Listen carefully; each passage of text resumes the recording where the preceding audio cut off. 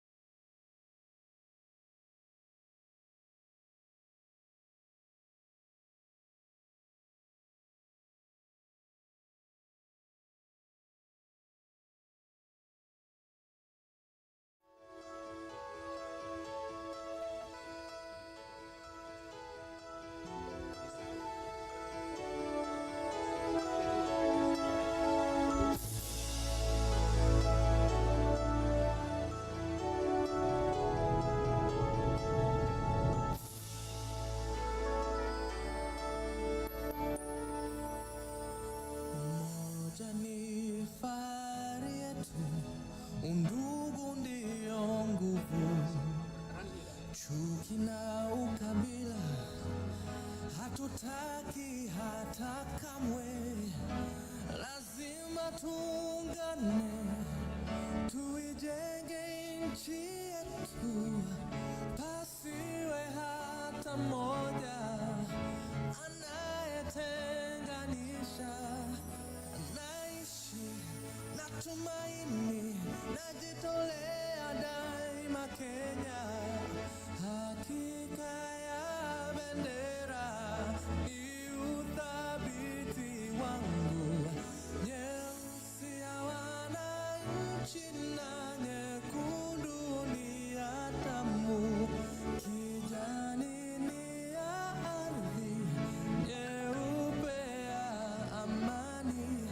Daima mimi Mkenya, mwananchi mzalendo.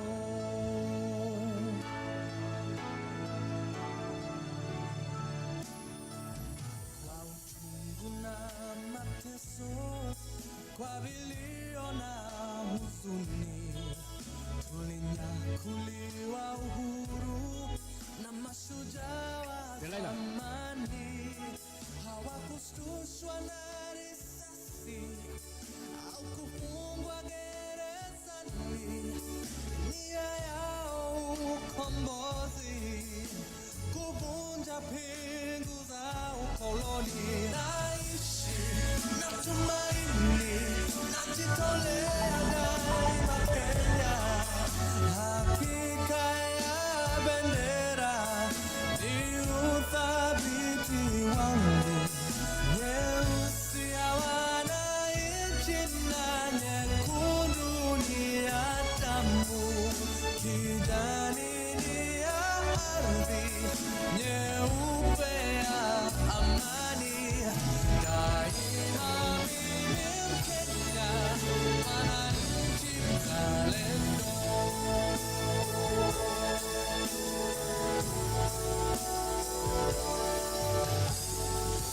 Wajibu wetu ni kuishi kwa upendo, kutoka ziwa mpaka pwani, kaskazini na kusini.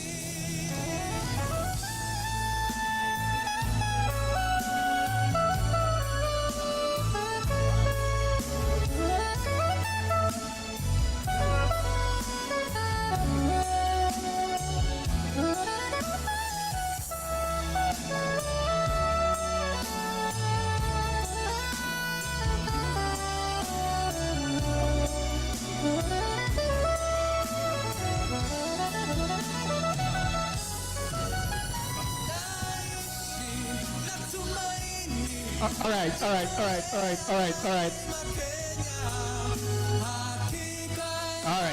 I think we are getting ready to start. Kama uko nyuma huko, kama wale naona pandile, please karibia.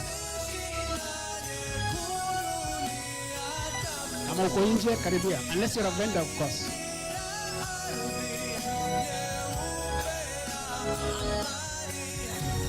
So we're going to pause the music a bit. Do your housekeeping. All right. Good evening. Are you sikusikia? Good evening. Exactly. We have to be excited, right? This is an important day. What we are doing here is very important. Sasa, Dr. Matiang'i is not very far from here. We can get him here in a minute. But we'd also like to gather a little information about you, about why you are here. All right?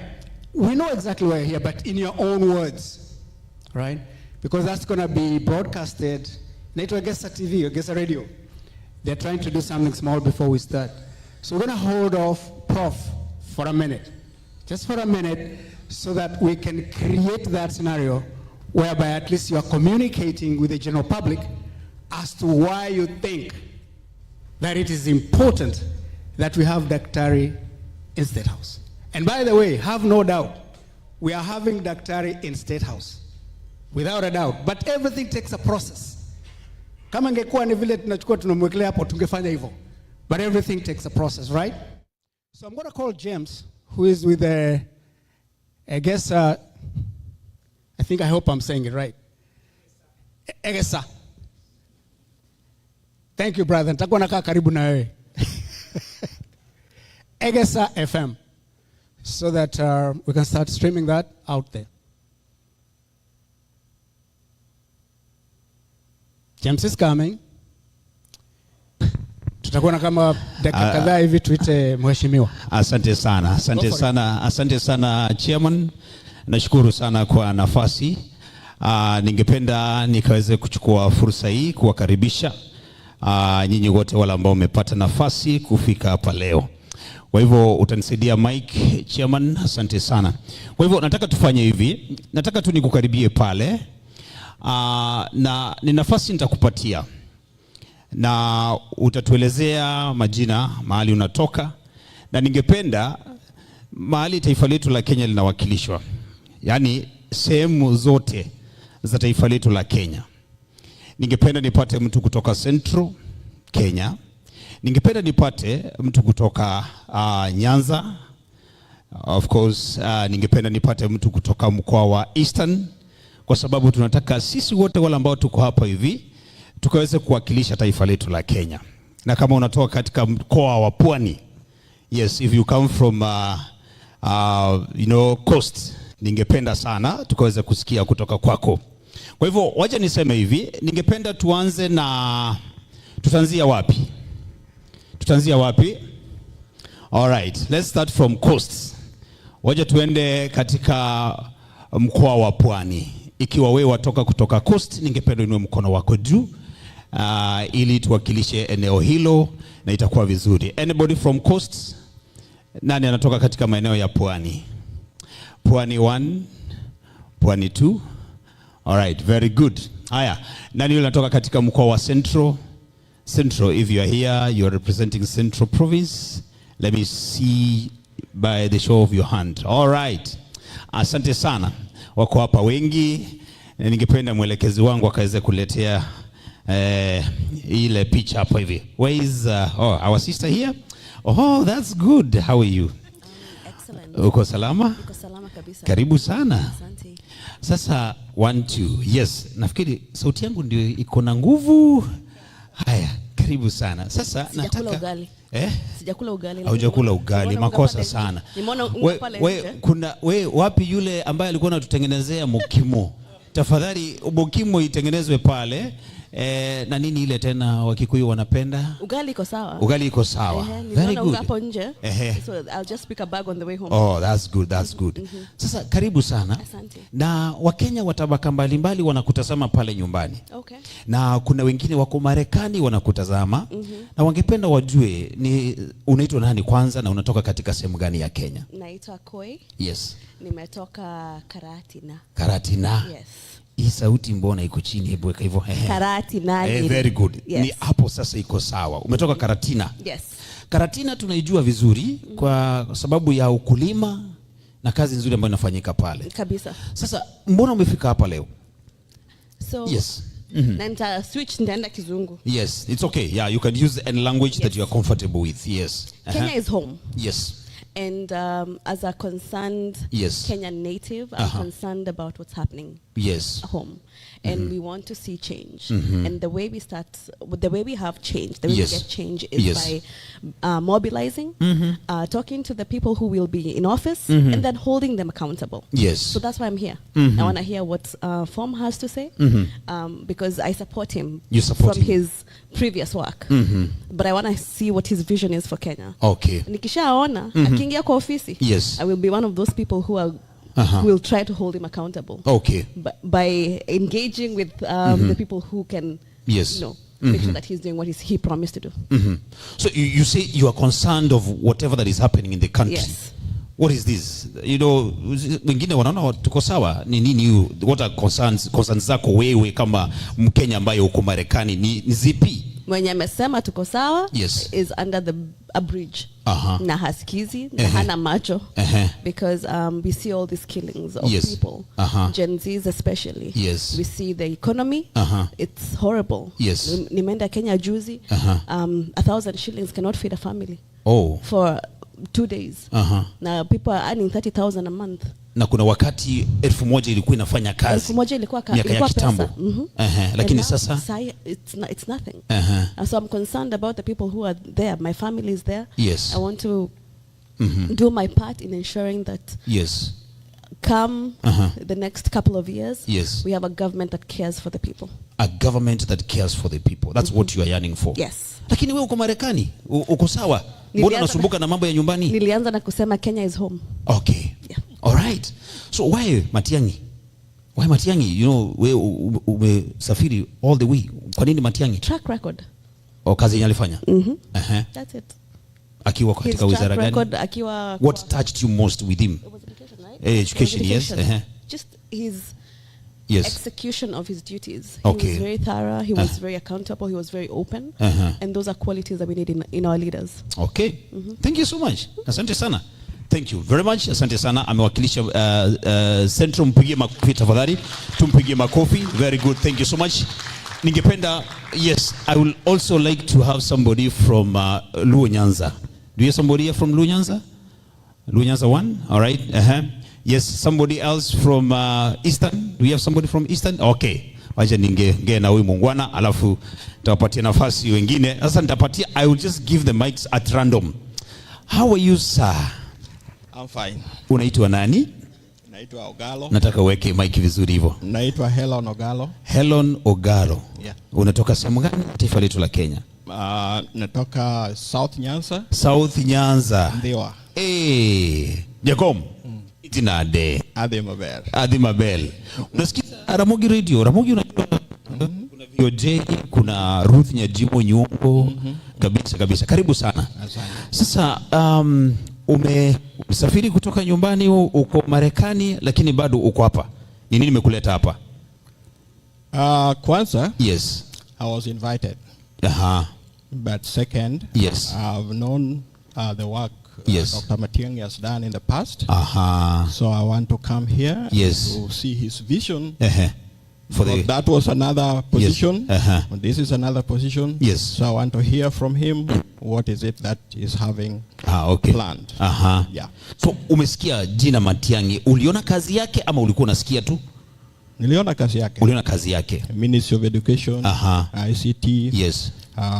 When he was given the mandate to do additional work, he did a lot of work. That's good. So wewe unatosheka na ile kazi alifanya akiwa kwa ICT? Yes. akiwa katika mambo ya elimu. Yes. Okay, when he was in the Ministry of Education, ni nini alifanya ili kuuza kabisa hata imekufanya wewe ufike hapa leo? He was forthright. Yes. And he was a hands-on person. Yes. He would go to the schools. Yes. Talk to them. Yes. And actually do things personally. He was not somebody in the office. Yes. He was going to the schools and making sure that things were happening there. Things are working. Yes. Hiyo ndio kuchuma kabisa ukasema lazima ufukue hapa leo. Na mambo ya ICT, uliona nini ilifanyika huko? ICT si mengi sana lakini hiyo mambo ya education ndio. Education ili ndio imekusukuma kabisa. Asante sana. Yeah. Sasa ni jambo gani lile ambalo ungependa wewe kama Mkenya ambayo unakaa Marekani likaweze kutekelezwa nyumbani? The things that are not working right now and you wish as somebody who stays in America uombe kabisa ili na hili lingefanyika tungekuwa sawa kama taifa. Roads. Yes. Barabara. Yes. Kwa hivyo unasema kwamba angeunguzia mambo ya barabara ungetosheka na mambo mengine yale ni tembo lingine. Particularly road safety. Yes. Yes. Barabara. Yes. Is not enough for most places, but also the barabaras are not safe. Yes. Yes. People are dying a lot, so something should be done to cut the number of deaths. Yes. Oh, thank you so much.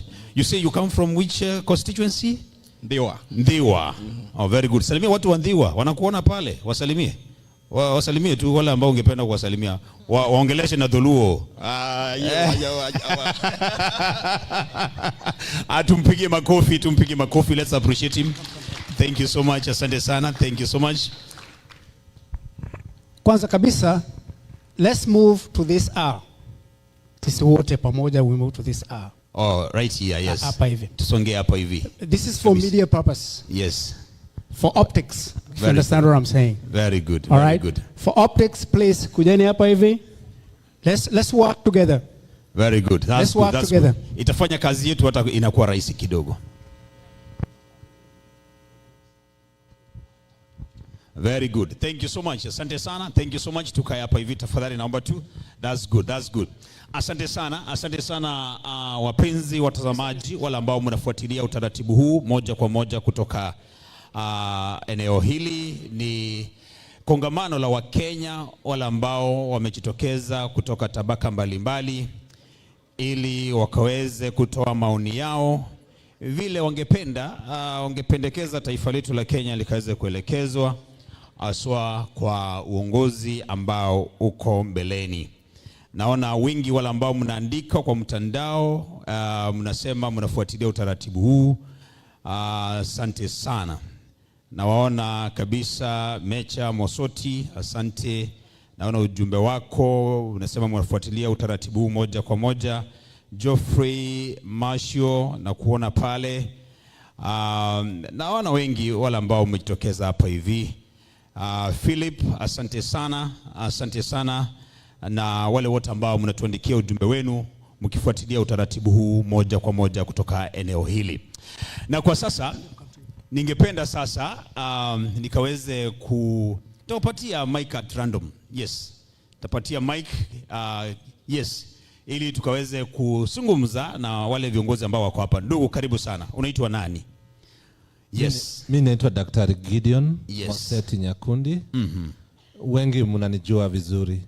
Ningependa kuongea just one sentence kwa nini na support Matiang'i. Kwanza unatoka sehemu gani ya taifa letu la Kenya? Ni muhimu tukujue. Yes. Mimi natoka Nyanza. Nyamira County. Yes. Wando Nyamira Mbiamole. As you know, nilikuwa governor wa Nyamira lakini haikuwezekana nikakosa kidogo. But kwa saizi I'm supporting Matiang'i. Yes.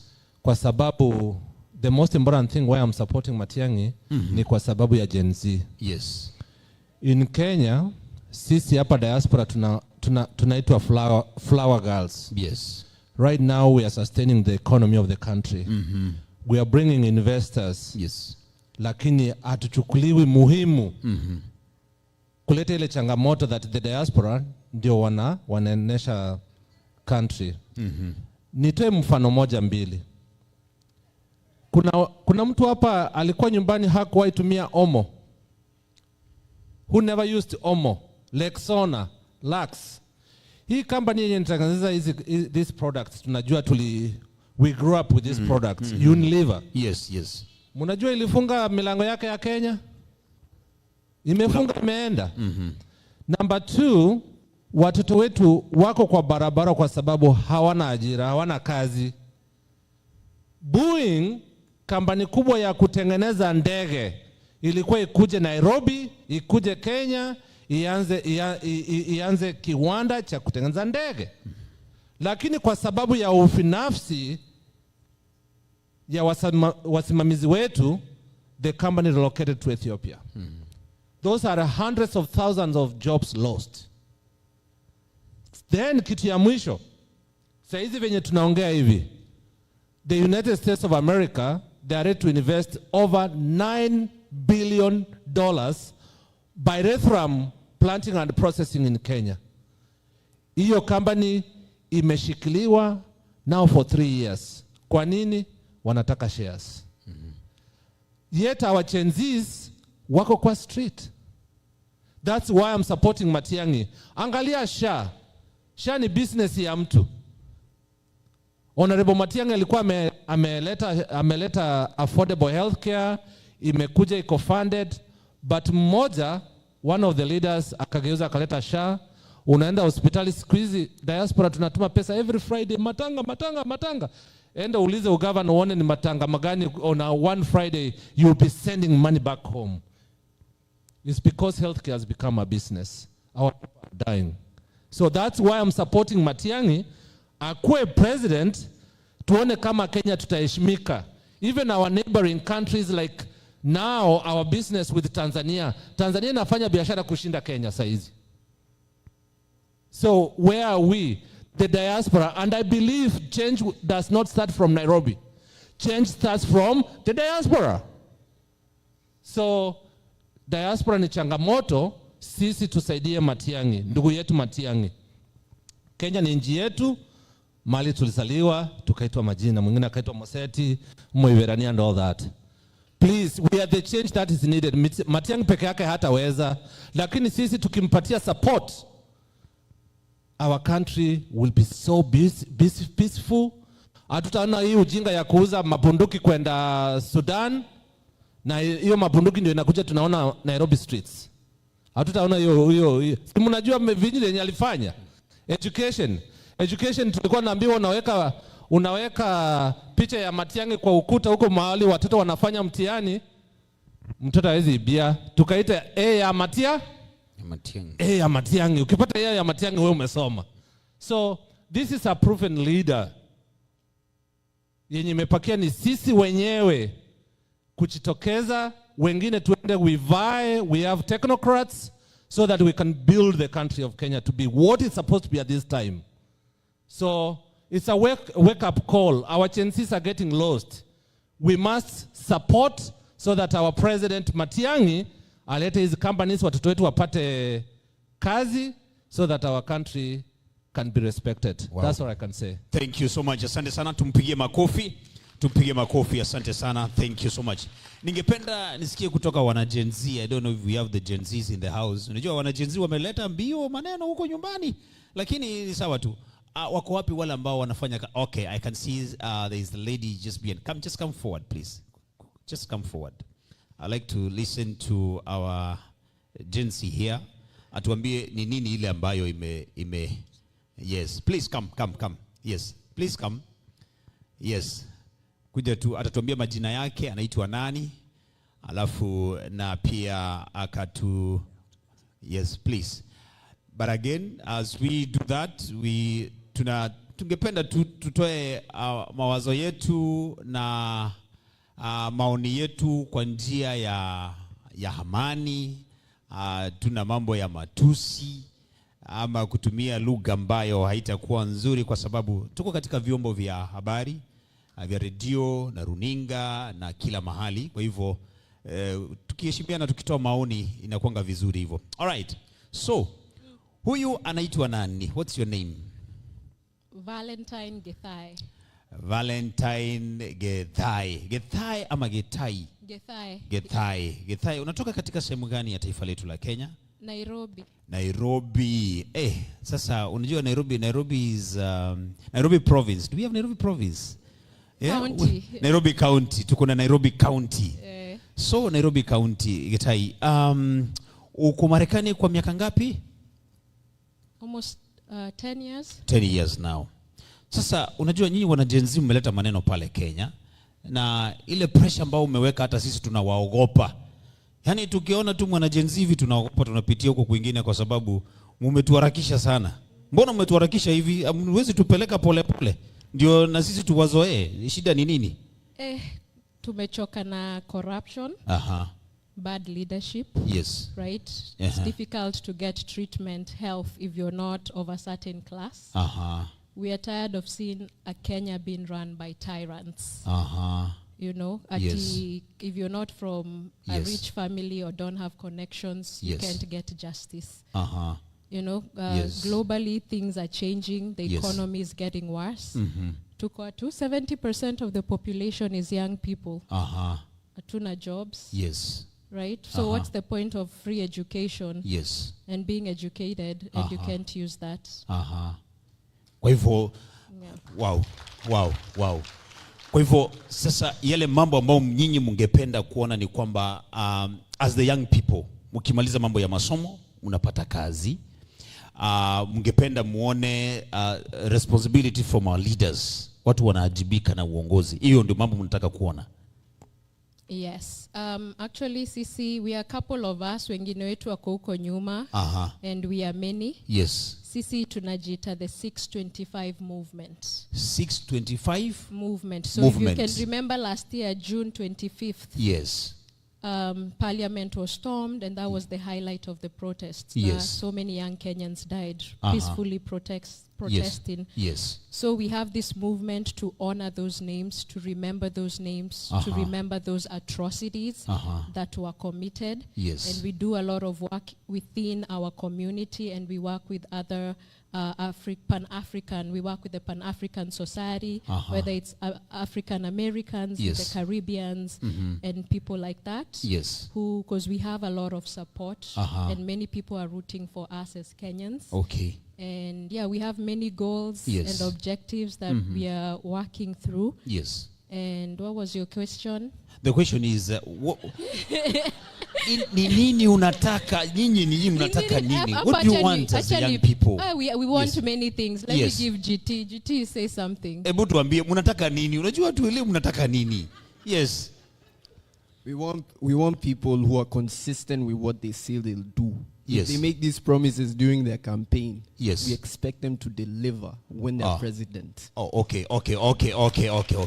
Sasa unamaanisha kwamba there is somebody mwenye alienda akaambia wa Kenya mkinichagua nitafanya hili na hili na halijatendeka. So mnataka kiongozi mwenye akisema jambo analitimiza. Exactly. That's what you are saying. Exactly. Sasa ni jambo gani hili lenye kiongozi wako mwenye alisema na hajatenda mpaka sasa hivi? Ile unakumbuka? It depends. Yes. Depends. Yes. Whichever level it is. Like all of them. Yes. Like we've lost track. Wajatenda. Exactly. Yes. Like, you know, a lot of them make empty promises. They're going to fix these roads. Yes. They're going to fix the hospitals. Right now it's SHA working. They removed the NHIF. But they say SHA working. What? Hivyo ndio wanasema. Serikali inasema SHA inafanya kazi. They are saying, that's what they are saying. But they are lying to the people. Oh, they are lying? They are lying. Okay, sawa. Sasa let me go back to you. Sasa mbona mmefika hapa na mbona Matiang'i? Sababu leo hili ni kongamano la Wakenya wamekuja kwa sababu ya Matiang'i. Okay. Mbona Matiang'i? First, let me make this very clear. We are non-partisan. We do not support any presidential candidate. Okay. We are here to see if our minds can be changed. That's why we came. Yes. We are here to see if our questions will be answered. Yes. Because we are honestly tired of seeing. We are here to see if he will prove us wrong. So if we do a presentation here tonight, kiko convince ndio utaanza kumfikiria. Nikifeel convinced nitafikiria. Kwa hivyo akona jukumu ya kuconvince wewe. Si mimi peke, si tuko wengi. Because we can't be, sisi ndio watu wa diaspora, tunatuma pesa nyingi nyumbani. Sisi ndio tunatumia watu, we are supporting the Kenyan economy. Sisi ndio politicians wakikuja, wanatuitisha pesa. But when it comes to getting your ID at the embassy, your passport, it's a hassle. We need things to be streamlined for us here because we are the ones supporting the Kenyan economy. We need to be able to vote. Si tuna like kama last time kulikuwa na voter oppression, watu wangapi walienda kuvote? Not because Kenyans don't want to vote. Voting is not easy. When you're in Texas, it's difficult, right? So those are the things we want to. What will they do for the diaspora? How will we benefit as the diaspora? And on top of that, how will young Kenyans and Kenyans of all ages, everyone, we want a country that is coming from a country that will change. Atutaki tumezoea leaders wenye wako neo-colonial, neo-imperialist. We don't want leaders like that. So if he can convince us as young people, if he can change our minds, fine. What will he do? Atutaki mtu jua anajua kuongea, hata Ruto anajua kuongea. You know, we want someone with a track record, someone who we will see what he will do. So that is why we are here, to see if we can be convinced. It's not a guarantee, but we are keeping an open mind to listen to Mr. Matiang'i. Very good. Thank you so much. Asante sana. Thank you, tuwapigie makofi. That's good. Thank you so much. Asante sana. That's good. That's good. Unajua hawa ni watu wanoma sana. Si watu utapeleka hivyo vile unafikiria.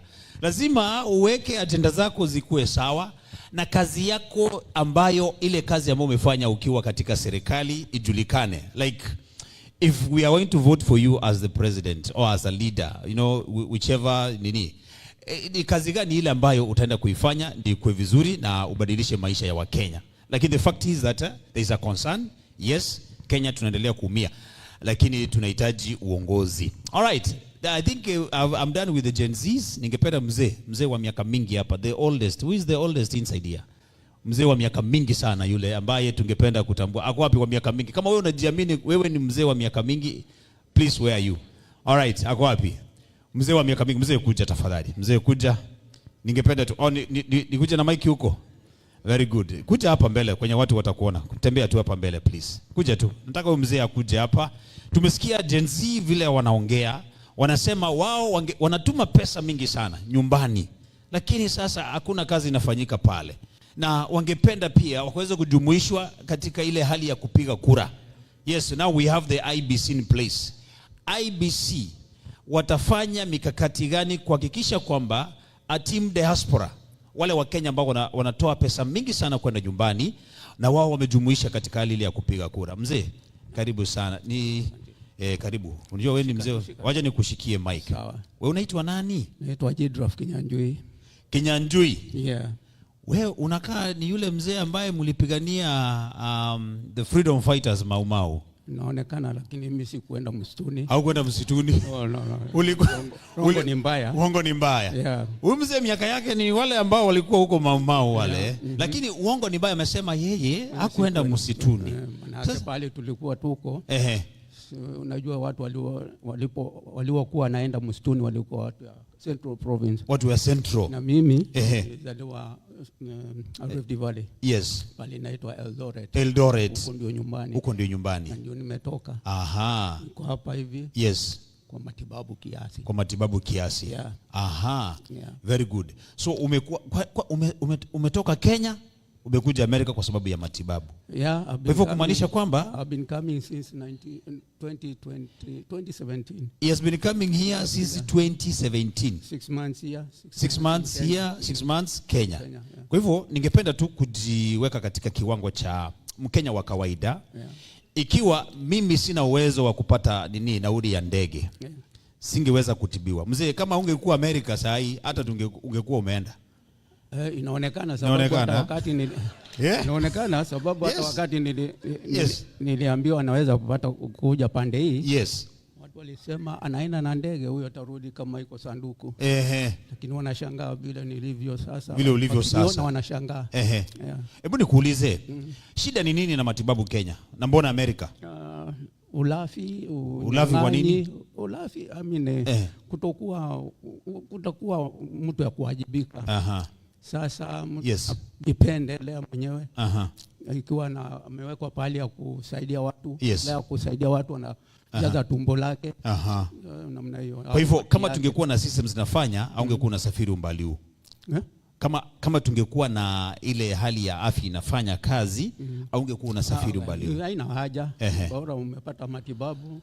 Sio hata kukuja hivi, kama singekuwa na watoto ambao wako hapa ambao wanalipia nauli, singeweza au ungeweza. Kwa hivyo ungeomba sana mambo ya matibabu yafanye kazi katika taifa letu la Kenya. Kabisa. Hilo ndio ombi lako? Hiyo ndio ombi langu. Okay. Sawa. Sasa tuko hapa kwa sababu ya kongamano limeitishwa na Wakenya na tuko na Daktari Matiang'i anakuja kuhutubia kongamano hili. Ungependa kuona kiongozi wa aina gani? Ama unamjua Matiang'i? Hatuja kukutana na yeye, lakini mimi nimeona hata wakati alikuwa Minister for Education. And I think unajua alikuwa anafanya kazi sasa, mwanaume ambaye ana haja na taifa lake. Mtu asiyejipenda na kufanya kazi vile inatakikana. Asante sana. Kwa hivyo sasa unaona kama hii kazi ataweza? Hii huwa ni majalia ya Mungu. Na vile wewe mwenyewe unajiweka. Ikiwa wewe unataka umeamua utasaidia watu. Utabadilika. Utaendelea na utakufa namna hiyo ukisaidia watu. Lakini ukiwa mulafi unajipendekeza mwenyewe, utakufa hivyo hivyo tu. Kwa hivyo bila kusaidia mtu hata yoyote. Okay. Kwa hivyo kama ungempata leo, ni nini ungemwambia ashughulikie kwanza? Ningemuuliza kama yeye ni Mkenya. Na anafanya kazi gani kusaidia watu. Aeleze watu na vile anataka kufanyia watu. Hiyo ndio tutajua tunamweka, lakini vile watu wamesema, wengi wamesema wamefanya kazi na yeye, na wanajua mtu wa kuwajibika. Mtu wa kuwajibika. Asante sana. Tupigie mzee makofi. Thank you so much mzee. Asante sana. Tafadhali upate nafasi ya kukaa. Na mzee amesema anasafiri 6 months ako America, and after 6 months anarudi nyumbani kwa sababu ya matibabu. So there is a concern in the health system in our country. So we are trying to fix that. Now, kuna yote ambaye anatoka, okay, let me see. Do we have wale ambao wanatoka katika kitengo cha afya? Kwa sababu unaona mambo ya afya kidogo kuna kizungumkuti pale. Is there anybody who comes from the health sector, and what can we do different as a country? Because daktari yuko hapa na yeye atatuelezea mambo mingi vile anaona taifa letu, ndio tuweze kuhakikisha kwamba au wazazi wetu wanasafiri kote kuja kupata matibabu hapa. Can we do the same back at home? Tunaweza peleka matibabu haya nyumbani. Kuna yote ambaye anatoka katika ile health sector, please you can raise up your hand. Maybe you have a point. Okay, sawa. Kuna yote ambaye akuna jambo lolote lile angependa kuzungumza katika eneo hili kabla ni I hand over the mic to the committee ili wakaweze kutuelekeza katika upande mwingine. All right, sir. You can come forward please. Kujeni mbele. Kujeni mbele ndugu. Yes, ikiwa kuna yote ambaye kuna jambo lile angependa sana aone linafanyika katika taifa letu la Kenya, you can raise up your hand. You come here and then we address it. How are you? Ndugu, unaitwa nani? My name is Enoch. Enoch. Yeah, Enoch Bonyi. I'm a resident of Baltimore. Yes. But I hail from Kenya, Nyamira County. So you said if someone has something to say. Yes. I'm standing here because I have a very close attachment to the healthcare sector. Yes. And there is a lot of things that can be done that don't need a lot of money in the healthcare sector. Yes. To start off, for example, we have a lot of Kenyans living in Kenya for just diagnosis in India or in China or in Turkey. When Uhuru was the president, the county government procured machines for cancer diagnosis in Kenya. But those machines, if you go to most of the healthcare sectors in Kenya, they are in boxes. They were procured by a lot of money. but they are sitting in boxes and people are dying. What can be done for cancer diagnosis is very easy. It's preventive. Preventive is way cheaper than curation or management. For example, we have chiefs in every location.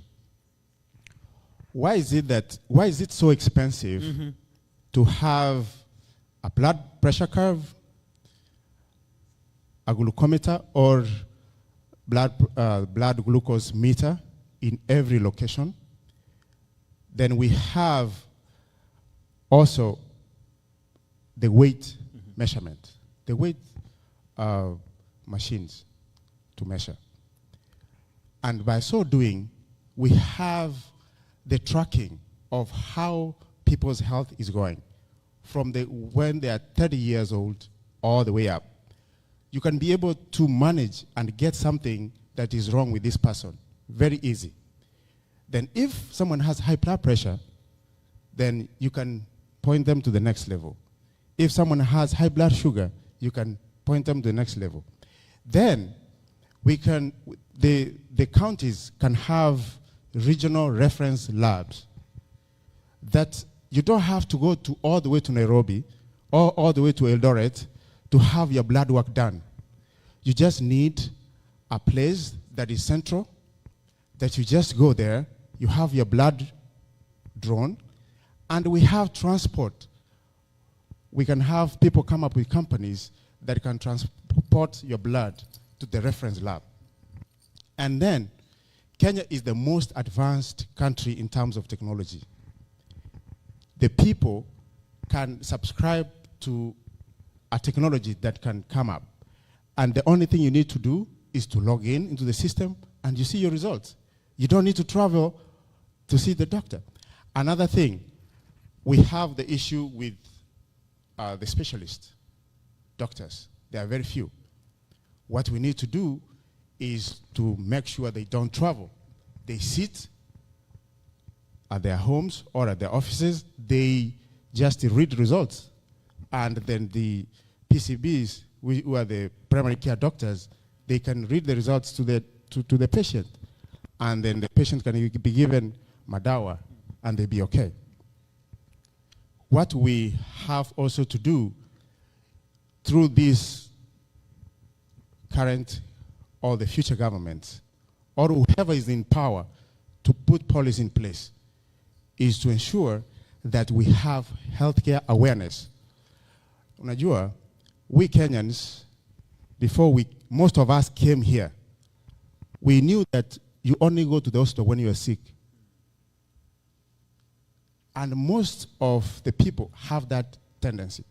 Ukiuliza mtu, ulienda lini hospitali? Anakuambia, why should I go to the hospital? Because I've never been sick. So we wait until when it is too late and it's too expensive for us to do what? To go to the hospital.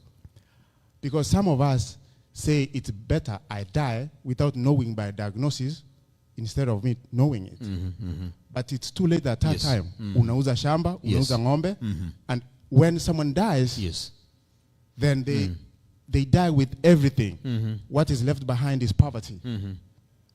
Another thing is what the government and be it county government, be it national government, be it local government, what they need to look into is universal insurance system, whereby hii mambo ya matanga tumechanga enough. There need to be a system whereby we have either universal funeral expense, which is affordable. For example, we say if the amount required to bury somebody is 300,000 shillings, then we have a pool that everyone has to contribute. Then when you die, if I die today, I'm covered. All right, thank you. Thank you so much. Asante sana. I have many more. But you have said so many points there. Mpigie makofi tafadhali, tumpigie makofi. Kuja ndugu. Nataka usimame hapa hivi.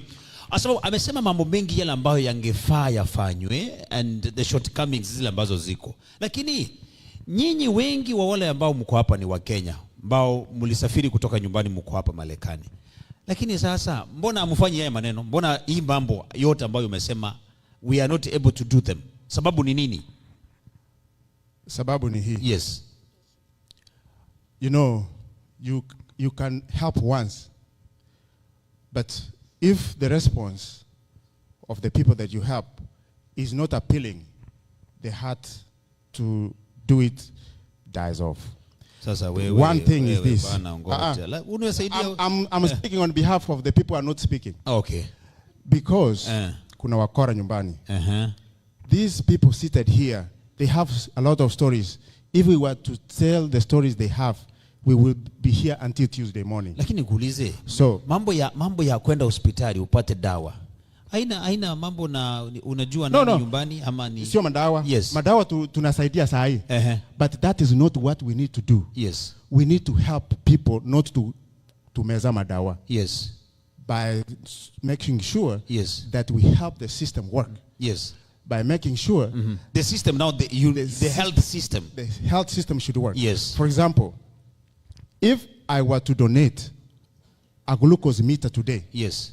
Let me say 20 of them. I take them to my village hospital. Yes. I come back here and I go back after 2 years. Yes. I won't find even one. Zitapotea ama zitafanya nini? Niambie. Okay. Where'd they go? Sasa, very interesting. Sasa, you have donated equipments. Yes. Zinaenda hospitali. Zikifika hospitali, zinapotea. Unaambiwa zifanyi, unaambia ziko wapi? You can't even find one. Sasa okay, shida basi ni kuelimisha wale ambao wanazitumia. Hapo sio kuelimisha. We need to be honest with one another. Yes. Because kama mtu amekuwa mkarimu kwako, you need also to reciprocate. Take care of what you've been donated to. You, right? So the people in diaspora, they work so hard because we have seen how systems work elsewhere.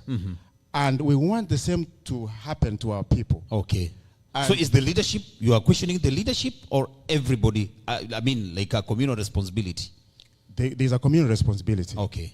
So, for example, if I was to donate and give you 20,000 Kenya shillings, na kuambia, please, enda, uanzishe this and this and this. Unaniambia, that is good. But I come, tulikuwa tumeagree, unanunua mabati kama 10. Na hujafanya hivyo. Na umenunua mabati 2, umesema umenunua mabati 10. So next time, can I trust you? You cannot. That's what we have. All right, thank you so much. Asante sana, tumpigi makofi. Very good. Sasa ningependa nijue nini, what is this that is not working? Good people of Kenya. Ni nini yenye nyinyi wala ambao mnaishi hapa mnaona kwamba haifanyiki na mungeomba sana? Daktari akikuja hapa mnamuelezea, mnamwambia daktari, if you become the president, please fix this and this and this and this. Simple that way. Nigani ile ningependa mmoja, wawili, watatu.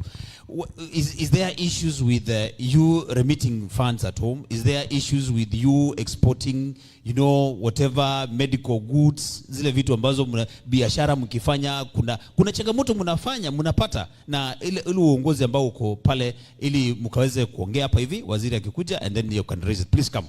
Yes. Karibu ndugu. Nafikiri atakuwa wa mwisho, and then itakuwa vizuri hivyo, and then I will usher in our DJ tupate ngoma 2-3 hivi as we are ready to receive the 6th Dr. Fred Okengo Matiang'i ili akaweze kutuongelesha hapa hivi. Ndugu, karibu sana. What's your name, sir? Naitwa George Micheni. George Micheni. Micheni. Unatoka katika taifa gani, la eneo gani katika taifa letu la Kenya? Tharaka Nithi County. Tharaka Nithi ni stronghold. Tharaka Nithi County kwa nyumba. We're in the house. Sasa hii stronghold hii. Stronghold. Tukiwa na Tharaka Nithi in the house, we are well represented. Yes. Sasa karibu ndugu. Nataka useme zile changamoto ambazo wewe ukiwa Marekani na pale nyumbani unapata, na ungependa sana yule ambaye leo mko hapa kwa sababu yake akaweze kuziaddress, Mungu akimjalia. Yes. Aya, thank you so much. Ile jukumu ambalo ningetaka sisi hapa na Wakenya pia waweze kuangalia ni maneno ya fintech. Financial technology. Yes. Tunatuma pesa, tunajenga apartments. tunajenga nini. Yes. Lakini area fintech is an area where you can invest. Yes. And you make money. While sleeping. Mimi napenda kutengeneza pesa kama nimelala. Sitakai kwenda mahali asubuhi natoka jioni. Wewe hiyo ndio tunataka kusikia bana. Unaona? Hebu tuambie vile unatengeneza pesa umelala. No. You are promoting business ama unapata pesa imeingia. The financial market is huge. Yes. Hapa US the financial market is doing very well. Lakini the East African market, yes, the Kenyan market, haina resources ambazo wewe ukituma $1,000 uinvest vizuri kwa Safaricom. You are not sure of how your investment is going to grow. You are not sure of how the company is doing. Ukienda kwa financial statements of Safaricom, you are not sure how the company is generating revenue. Sasa unakuta we are only focusing on one area ambayo ni manyumba, which is good. Tunataka manyumba, si ni kweli? Mimi nataka nikienda hapo nipate Airbnb nilale mahali pazuri. But I also want to be in an area where money is coming in quietly, smoothly. I can report my investment bila sababu mingi, bila mashinda mingi. Kwa hivyo ile maneno nataka kuambia Matiang'i is streamline the financial market. Ili nikiingiza pesa yangu kwa bond market, nikiingiza pesa kwa stock market, nikiingiza pesa kwa hizo kampuni ambazo ziko Kenya, I can be able to track my investment. I can have diversity of investments. I can be able to know how the market is growing. And also, investments zangu pia, niku hapa US nikienda Kenya natoa, naenda Savo, naenda Mombasa, naenda Zanzibar. But we need a streamlined version of the fintech area. We are used to real estate, which is good. Tujenga manyumba, tujenga apartments, but fintech is an area which is growing in Africa. Zile kampuni ambazo naona hapa US ambazo nafanya nazo kazi, wanapeleka pesa sub-Saharan Africa. And Kenya is one of the markets they are targeting. But when they come back to me wananiambia, there is a problem with infrastructure. Infrastructure is a problem. They can see the potential. Yes. But the government has not laid an infrastructure that is going to raise investments from these US companies. So they come back frustrated. This infrastructure can be categorized in so many areas. But when I meet Matiang'i, tunataka nimueleze this particular area, which I'm very vast in, so that we can help the diasporans find other areas of investment in Kenya. Na pia tukua Kenya, tunaweza kutengeneza pesa na njia mingi. Thank you. Wow, thank you so much. Asante sana. Thank you so much. Tumpige makofi. Very good. Thank you so much. Asante sana. Kuna mwingine ambao kuna jambo ambalo unaona kwamba yes, kama lingeshughulikiwa na ile serikali ambayo ipo na ile serikali ambayo inakuja, ungependa sana wewe kama mkaji wa nchi yetu ya hii nchi ya Amerika na kwa nyumbani, ungependa lifanyike ni lipi lile? Yes bro, come. Huyo anaitwa nani huyu? Wacha karibu kumbele ili atuambie majina yake tukiwa katika hali ya kufika kikomo. Ndio nimeona watu wamekaa sana. I just want to give them an opportunity mudansi kidogo tukiendelea kungoja daktari. How are you sir? Mzuri sana. Huyo anaitwa nani? Mimi naitwa Festus Owankwa. Festus? Yeah, mimi natoka Kisii. Yes. All right, karibu sana Festus. Asante. Kwanza wewe ni mpiga kura? Sana. Hapa Marekani unapiga kura Kenya ama? A very big politician. Oh, yeah. Wow, that's good. That's good. By the way, let me ask you. Wale mko Marekani, mnaruhusiwa kupiga kura hapa? Mnakuwa na changamoto ya kupiga kura? Are you able to vote from here to Kenya? Presidential? Mnapiga kura hapa? Ni wangapi wamepiga kura kutoka hapa? 1, 2, 3, 4, 5, 6, 7. All right. You voted from where? Which state? Which state? Washington. All right. Now, I'm asking this question on behalf of watu wako Texas, Wakenya wako Minnesota, Wakenya wako Georgia. Are they allowed to vote? Please, come. Ningependa kuja tu kwa sababu yes, kuja tu tafadhali. Kwa sababu ni muhimu sana. Ile pesa mnatoa kwenda Kenya ni mingi, lakini mnaruhusiwa kupiga kura kwa sababu lazima sauti yenu isikike. Wacha tusikie kutoka kwa yule mmoja amepiga, and then I will come back to you. Kwa sababu ni muhimu sana. Tukiendelea kuongea iwe kwamba mnajumuishwa katika in making decisions. So, sir, hebu tuambie, how was the experience? Jambo. Adujambo. The last election, there were only 2 centers. 2 centers. In LA and in Washington, D.C. Embassy. Yes. And I was actually one of the ODM person in the ballots there. Yes. Checking the ballots. So we had, unfortunately, we had ODM had about 300 votes, 350 around there. Yes. And UDA got about 150 or something like that. But those were the only locations. And New York, sorry. In New York. And New York, yeah, they had a center in New York. But I'm giving you the perspective so you understand that not many people came. But people did come from Minnesota. Yes. They came all the way to vote. Yeah, people came from the Minnesota. There was a Minnesota group that came in. Yes. I remember very few from Texas. And maybe 1 or 2 from Atlanta, if I'm not sure, if I remember, and a few from North Carolina. Okay. Yes. Asante sana. Thank you so much. Sasa ndio nataka sasa tujue, like, you know, when Daktari comes here, are they making an arrangement? You know, because I know Daktari, he comes from, you know, this group of opposition. We have the likes of Rigiji, we have Kalonzo and the team Eugene. Tungependa sana tusikie kama Wakenya wa Mareka wapate nafasi ya kupiga kura from wherever they are. Those who are in Minnesota wapige kura, wale ambao wako sehemu zingine wakaweza kupata nafasi ya kupiga kura. So bro, ulikuwa unasema jambo lile ambalo ungependa lifanyike. Yeah. Yes. So this is what I want to say. I wish Daktari Matiang'i was here so that I can say this to him. So I was... Oh, very good. Thank you so much. Nimearifiwa kwamba yes, wakati wote kuanzia sasa Daktari Fred Matiang'i atakuwa anaingia. Kwa hivyo kwa heshima ningependa tusimame. Let's all be upstanding as we receive Dr. Fred Matiang'i. Yes, ukinipatia wimbo wa najifunia. Yes. Thank you so much. Tukiwa tumesimama kwa heshima. Naona chairman wetu wamesimama pale kuashiria kwamba daktari yu karibu kuingia. So I will hand over this mic back to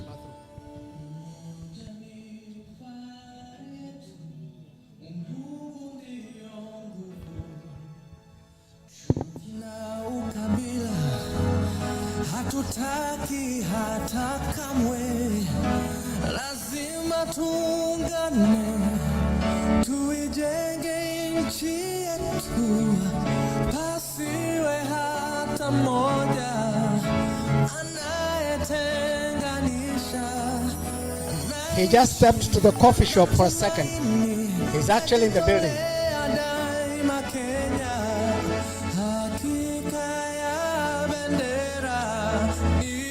So if you choose, you can actually sit. I give you the signal when he's out there.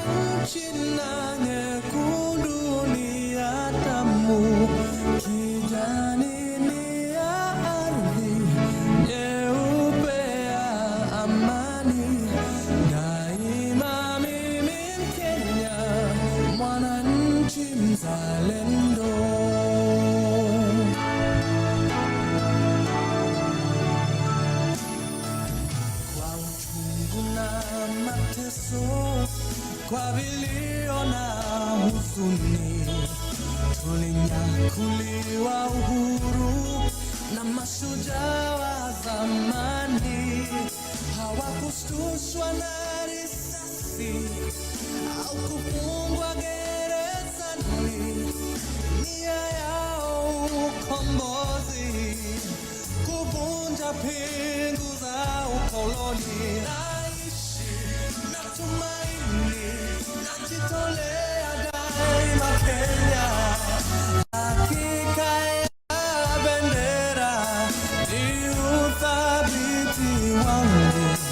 Nyeusi Wananchi na nyekundu ni ya damu, kijani ni ya ardhi, nyeupe ya amani.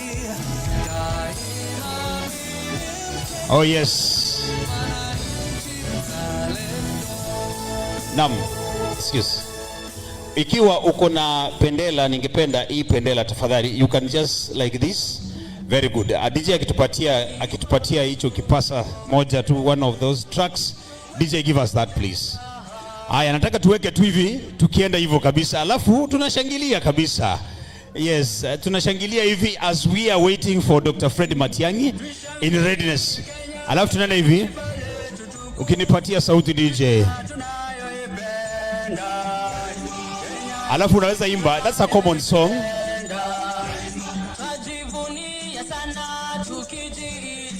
We can go like that.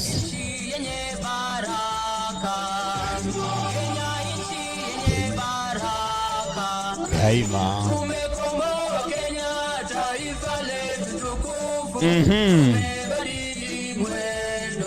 Daima. Nisikie sauti kidogo. Aha. All right, Tosha. Let's go. Ameingia. Take a seat. Ameingia. Yes. Take a seat. Daima. Haya, twende kabisa. Daktari akiingia. Shangwe, makofi, vigelegele. Aha. Kenya kipenzi. Twende kabisa.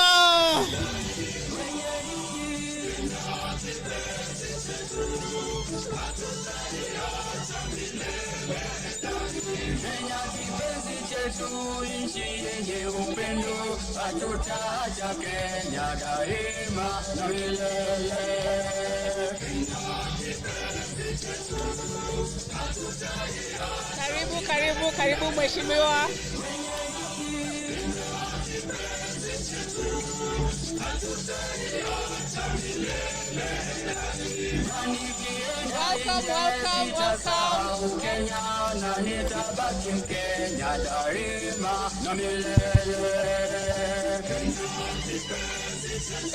Karibu mheshimiwa. Welcome to the DMV. Karibu.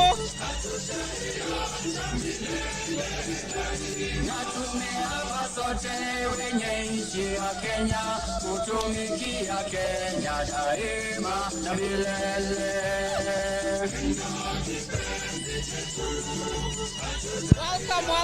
Welcome to the DMV.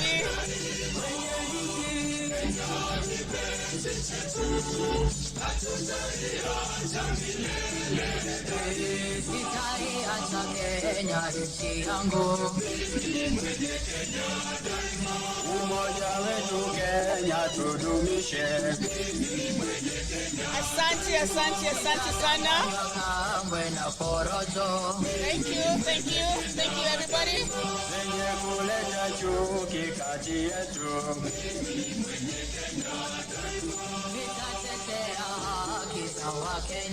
Thank you. Karibu mheshimiwa.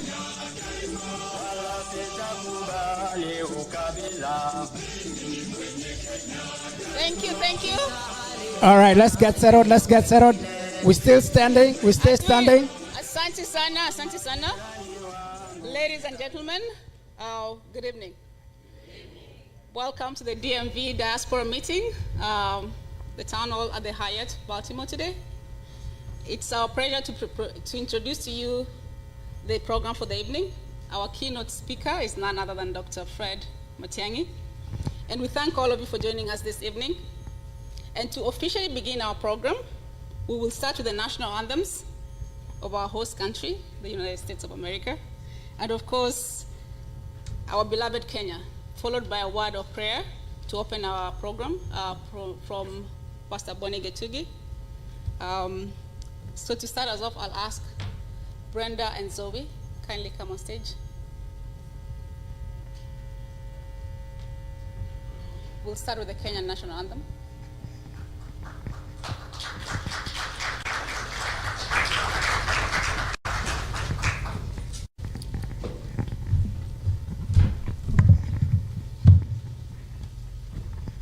Good evening. My name is Brenda Nyaboke-Nyachio. Right.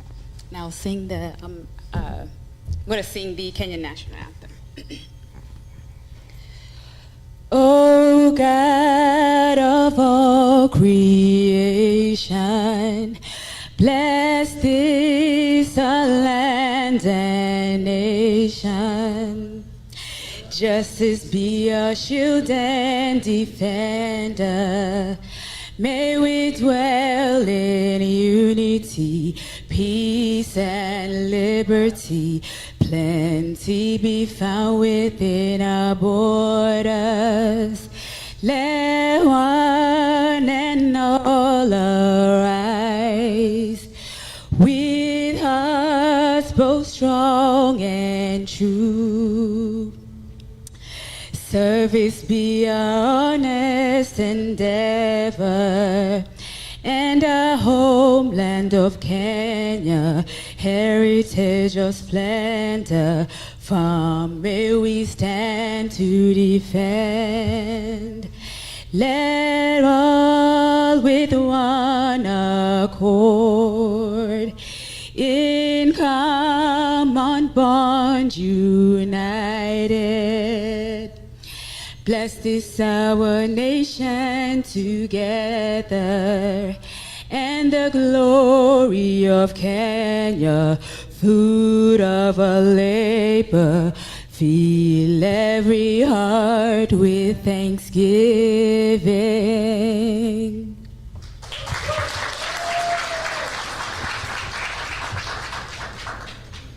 I will be singing the United States National Anthem.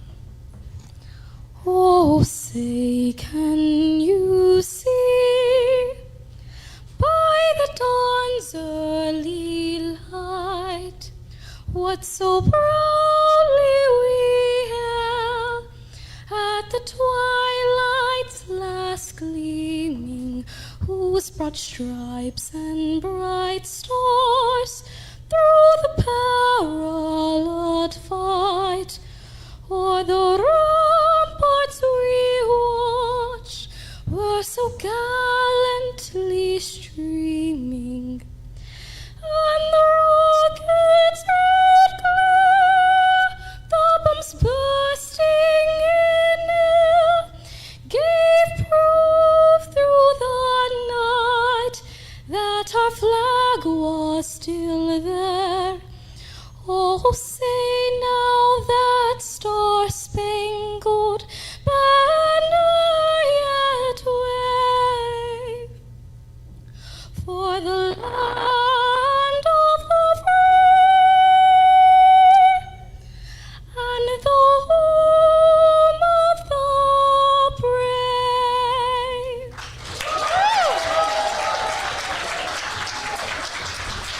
Pastor Getidi, welcome. All heads bowed, eyes closed, let us pray. Mighty, everlasting, loving, ever-loving Father, we thank you for allowing us to assemble here in this building called by your name. We thank you that, Father, after days and months of planning, this day is upon us. We thank you how we have begun, and now as we officially begin this program, may you not only hallow but bless this assembly.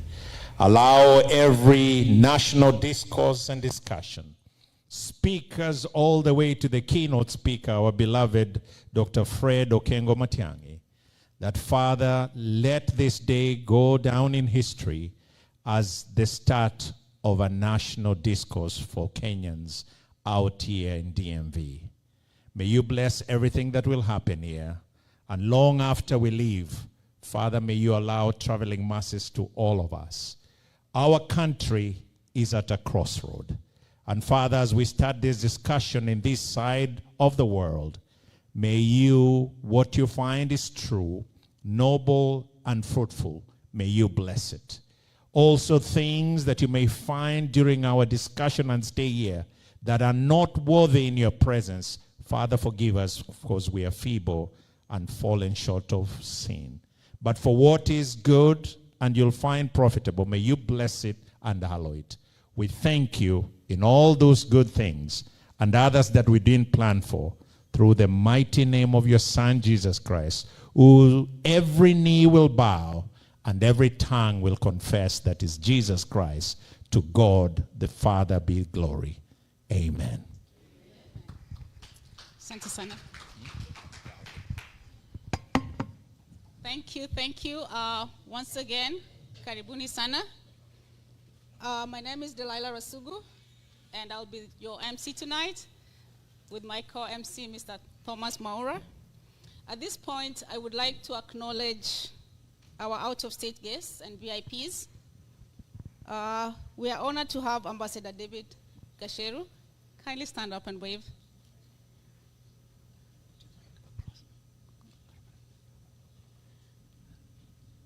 I guess he stepped out. Once he comes on, we're going to recognize him. We also have Professor Ruben Maranga, who is our diaspora coordinator, and Dr. Gideon Nyakundi from Colorado. Karibu sana. Asante. We're especially honored tonight to have leaders from the DMV, the US, our neighboring states of Delaware and Virginia. And I would like to give a round of applause to the sponsors for this event and our partners. You'll see them, they'll be projecting a while. Well, while we sort that out, we'll move on to the community updates. And at this point, I would like to invite my co-host, Mr. Thomas Maura, to introduce his team and the organizing committee behind this event. Thank you, thank you. Let's give it up for Delilah. So, before I introduce my committee, she's part of my committee, I am going to welcome you all. And this is how I'll put it. If you are here and you are Matiang'i Damu, Dr. Matiang'i Damu, you're in the right place. If you are here and you are wishy-washy, you're not very sure, you're in the right place.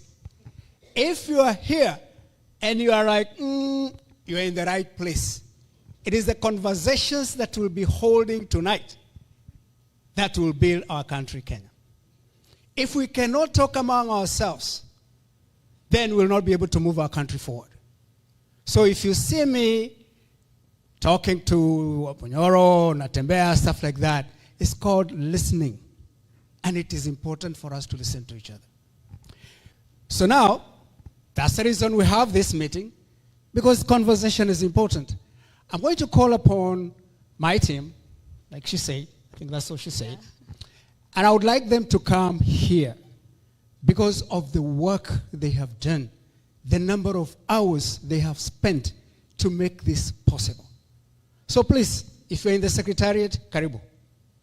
Come forward here. I would like to acknowledge you. My dear Vera, I would like to acknowledge you. That's not even good enough. Here. Please. It's only going to take a minute. I am going to start from the youngest fellow. Please, atutaje miaka. Hey, how y'all doing today?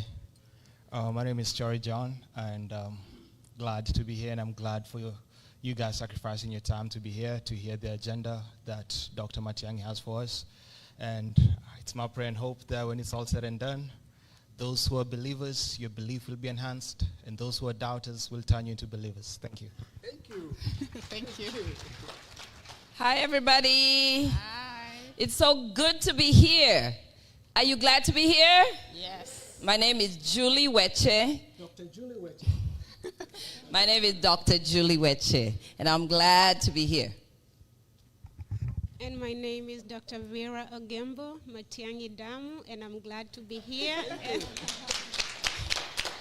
And I'm the treasurer of the Secretariat. Thank you for supporting us. My name is Sylvia Mboga Mwangi, and I believe in progress, and that is why I am here. Thank you for coming. Good evening. My name is Michael Kuriagetagia. Dr. Matiang'i Damu, at the same time for progressive leadership. Thank you. Good evening, everybody. My name is Palatine Oire. I am Matiang'i Damu, and I'm serving as the secretary to the team. Jambo. My name is Martin Wakanja. I'm a member of the team. Good evening. My name is Pauline Jerimu Iruri. Matiang'i Damu, thank you for coming. Good evening, all. Good evening, all. Good evening. Are you sad to be here? Why are you so like you're mourning? Good evening. Good evening. Yeah, I want to pass my positive energy, especially to these ones who seem downtrodden.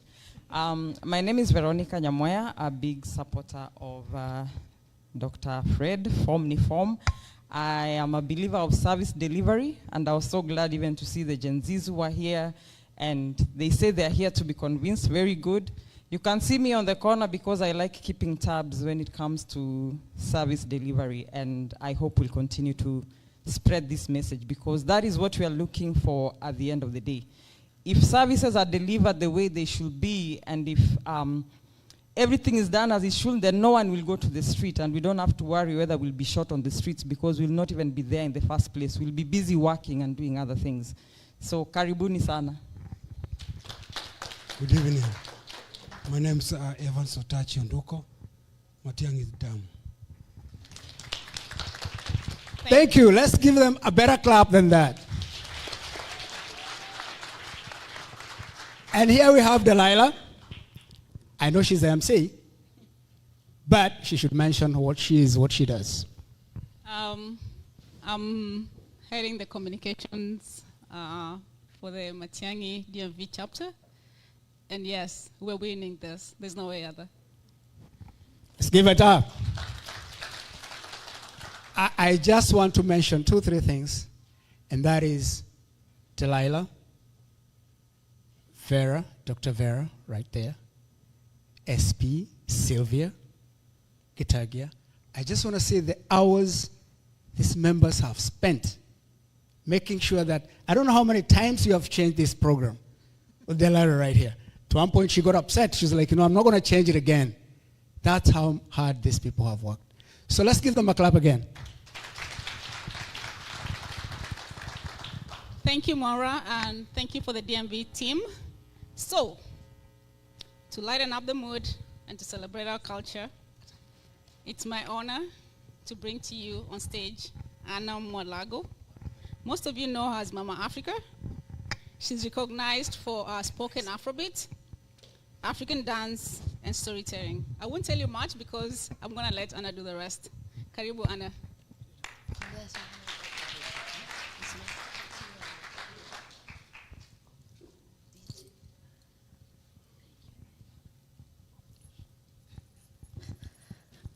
All right. Mnakaa kama mmenyamaza namna gani? Everybody feeling good? Everybody feeling good? So I am Anna Mwalago.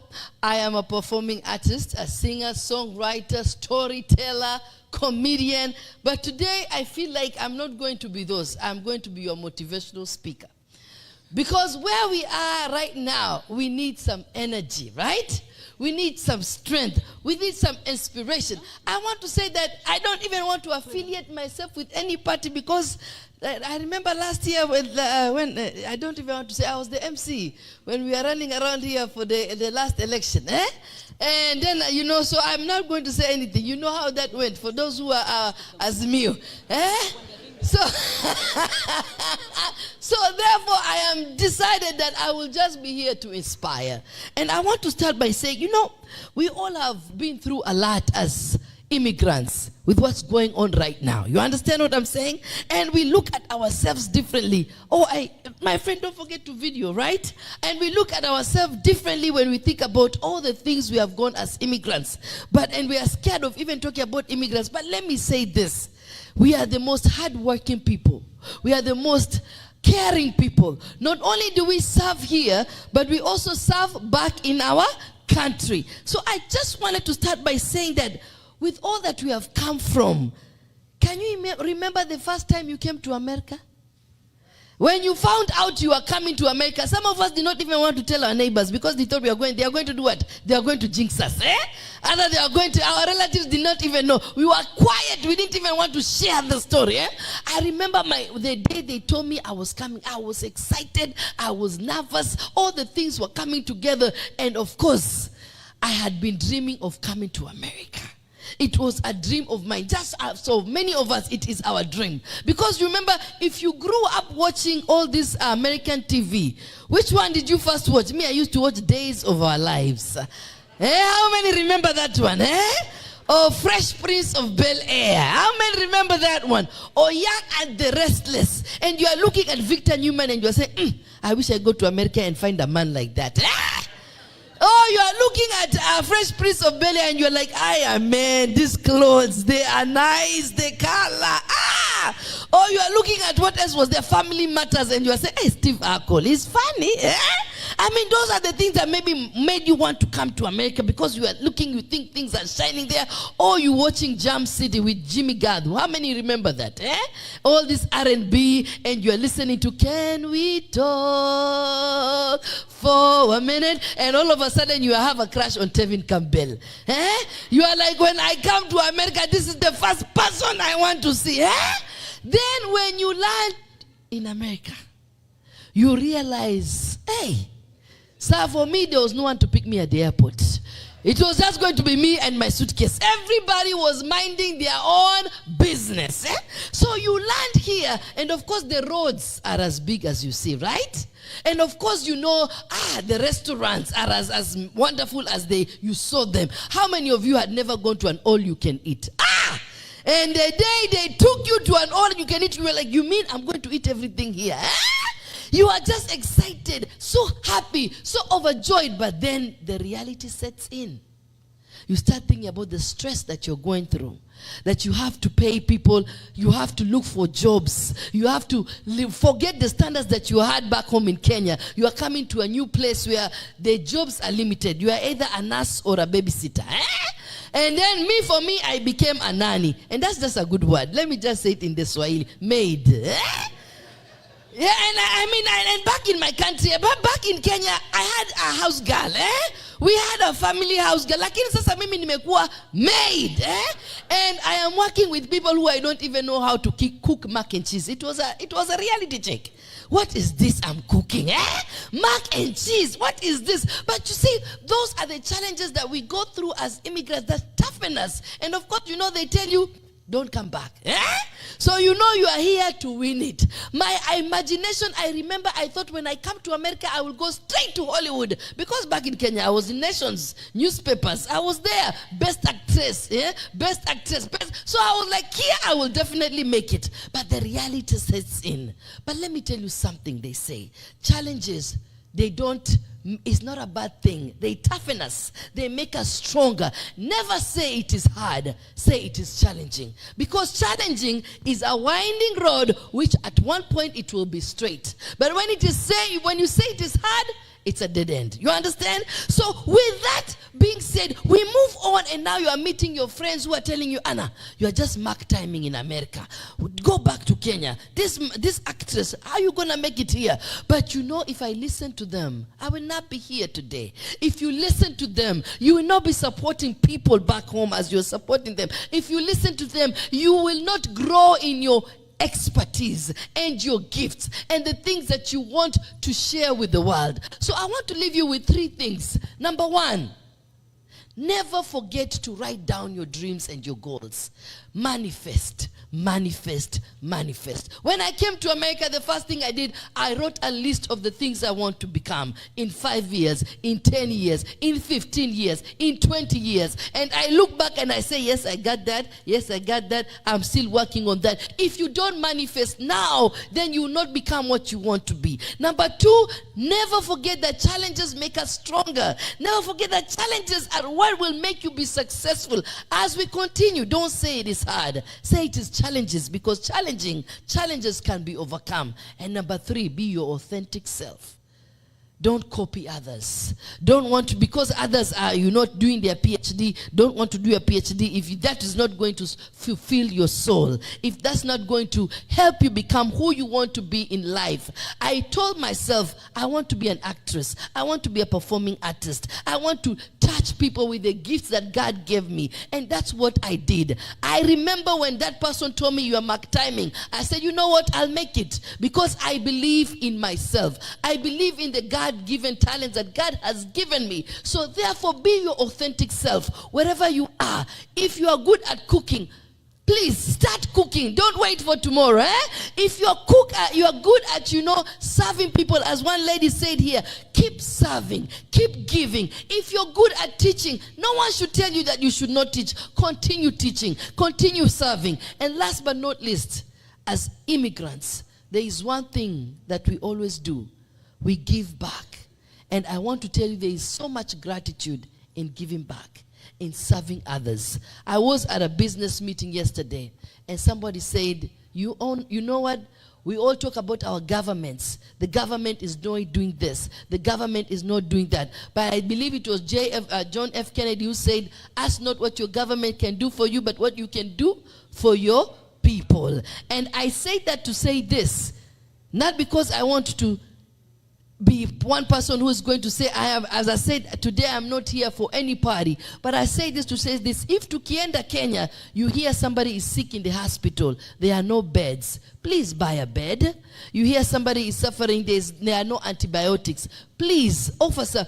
If you have some money, buy some antibiotic. You hear some student is not going to school, please support so that child can go to school. So I wanted to just give you that hope and that inspiration, that gift, and to end with this poem, that this is not the time for us to be afraid.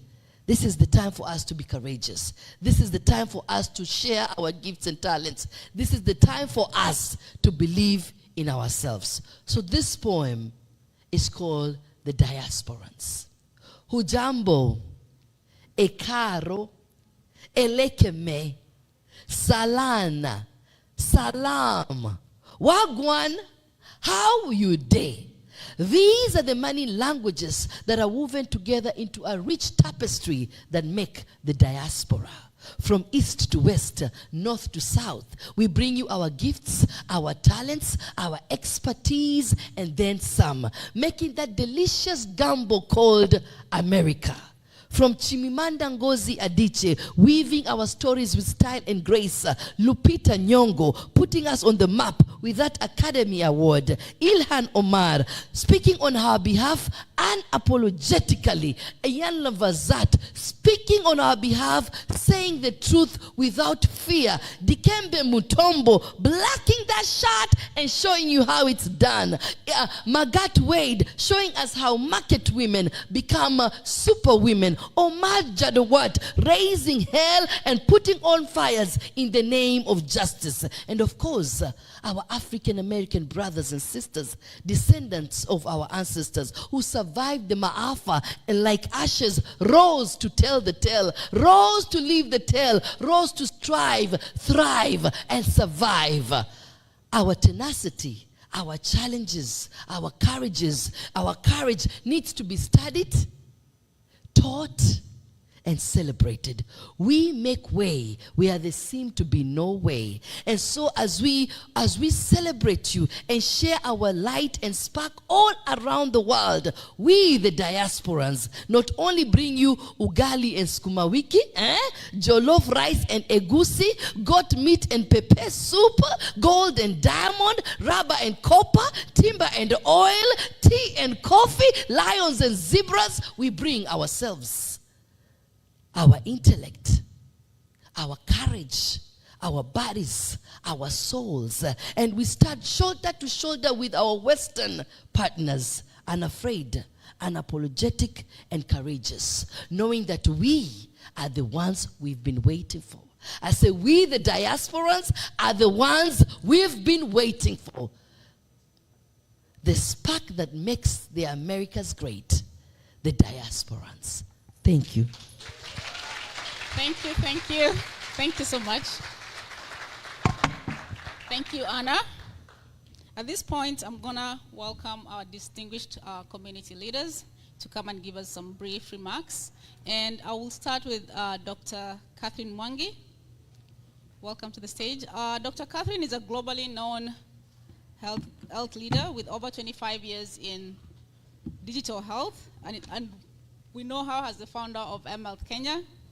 And she's also currently serving as the captain of Safari DC Golf. Karibu sana.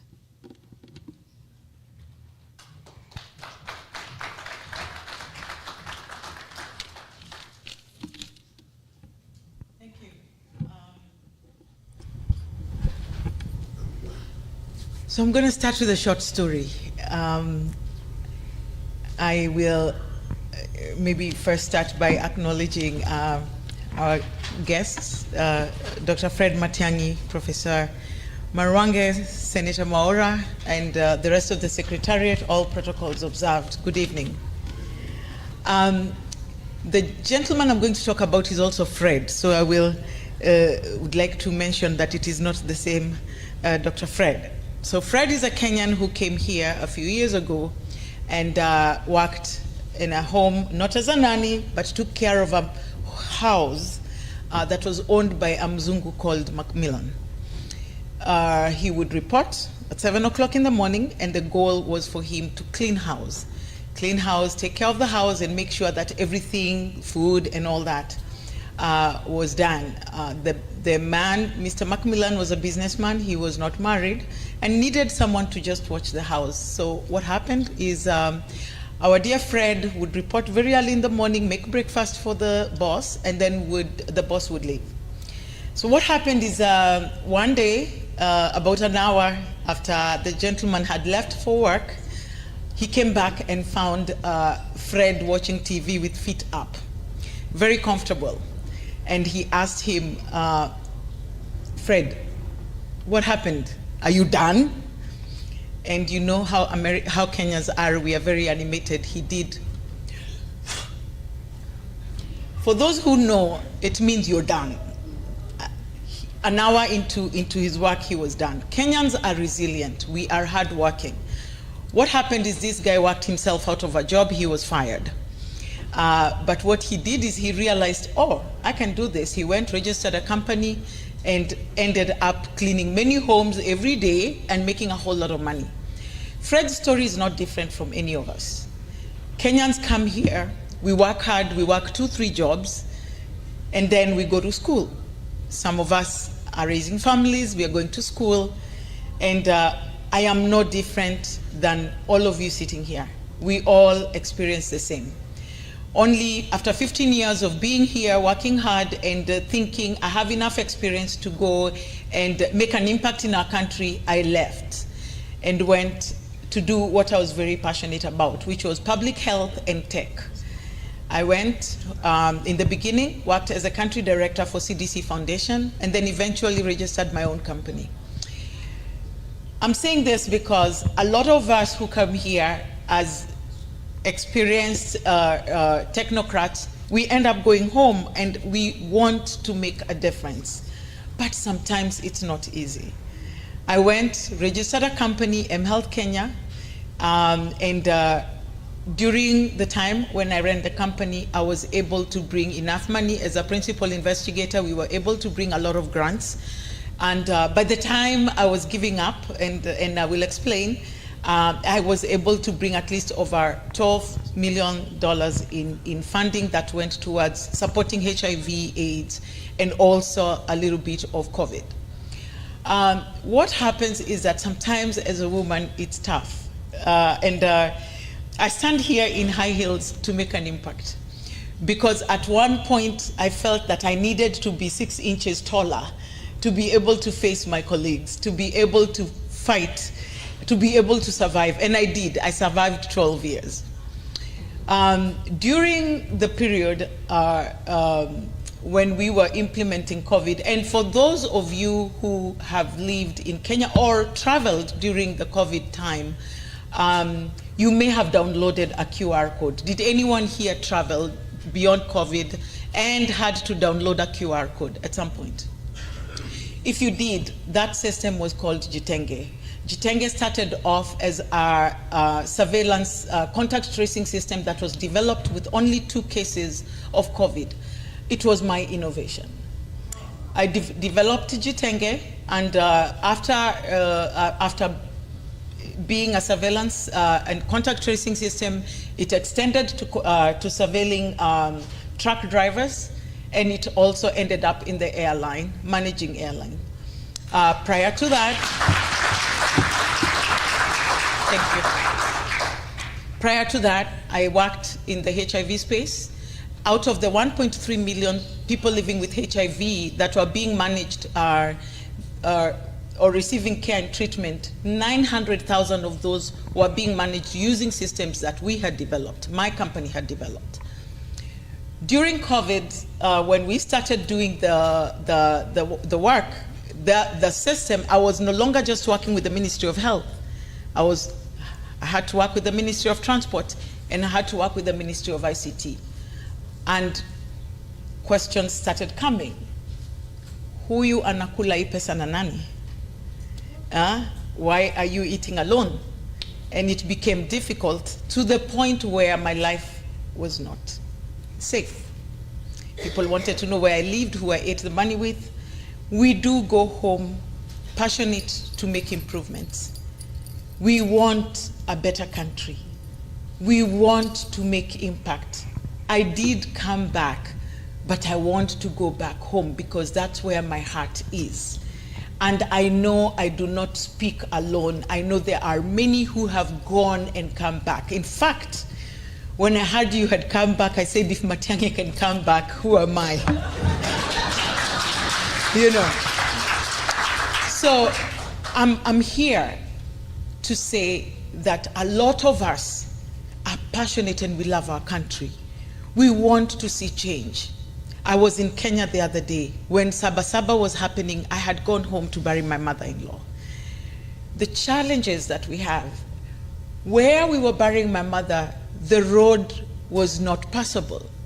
I needed to pay a grader. I wanted to pay for a grader because the government had not done the work. I was told that getting a grader required me talking to the MCA and maybe calling the governor. Somebody had to eat something for me to pay for a grader to come and fix the road to go bury my mother. When Sabasaba was happening, I spoke to a few young kids, and what they said is, we've lost hope. People are saying we are suicidal. We are not suicidal. I have gone to school, I've done my bachelor's, I have done my master's, and I'm still home. I start a business, I go and the city council clears my business. So what do? I'm not suicidal, but maybe my mom will be better off without me. It will be one more plate she does not have to cook. So the reason I am here is because of the same. I know you guys are sitting here because you want a better Kenya.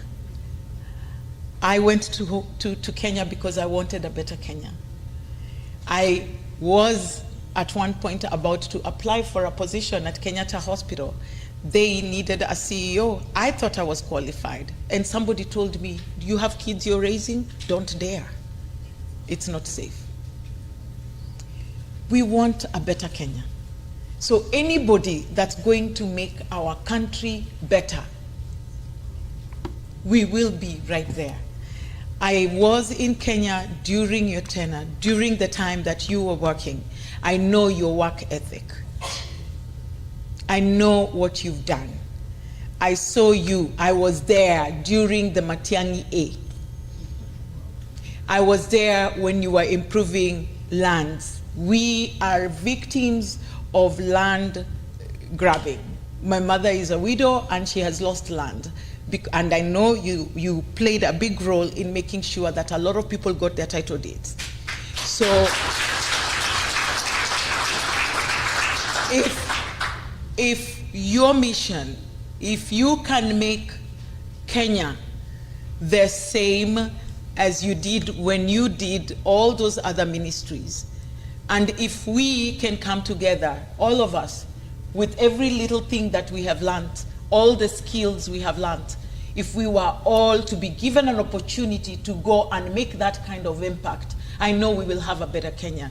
But do we have that environment? And who is going to create that environment? So my challenge to you is, how do you convince? What will you tell us that's going to be different? What are you going to do for us that is not been repeated before? What are you going to tell our youth who have masters, 2, 3, they keep going to school hoping that maybe the next degree is going to get them a job? You know, how are we going to feel that this is going to be different? You have a lot of work. You may have a lot of people supporting you, but I think I will want, like everybody else and all our Gen Zs who are here, we would want to know what's going to be different. And my challenge to you is also, you've worked in the government, you know how it worked. What lessons have you learned that you can impact this time so that it may be different? And you know that if you do it, we will be right behind you. I want a better Kenya. I know you want a better Kenya. We all want a better Kenya. How do we know the best way to follow you that is going to be different from what other politicians have told us? Thank you. Thank you. Thank you so much, Dr. Catherine. I think everybody in this room agrees we want a better Kenya. My next speaker on stage will be Dr. Helen Ogalo. Dr. Helen Ogalo is an engineer with the Maryland Department of Transport. He also serves as a professor at the University of Maryland. Karibu, Daktari.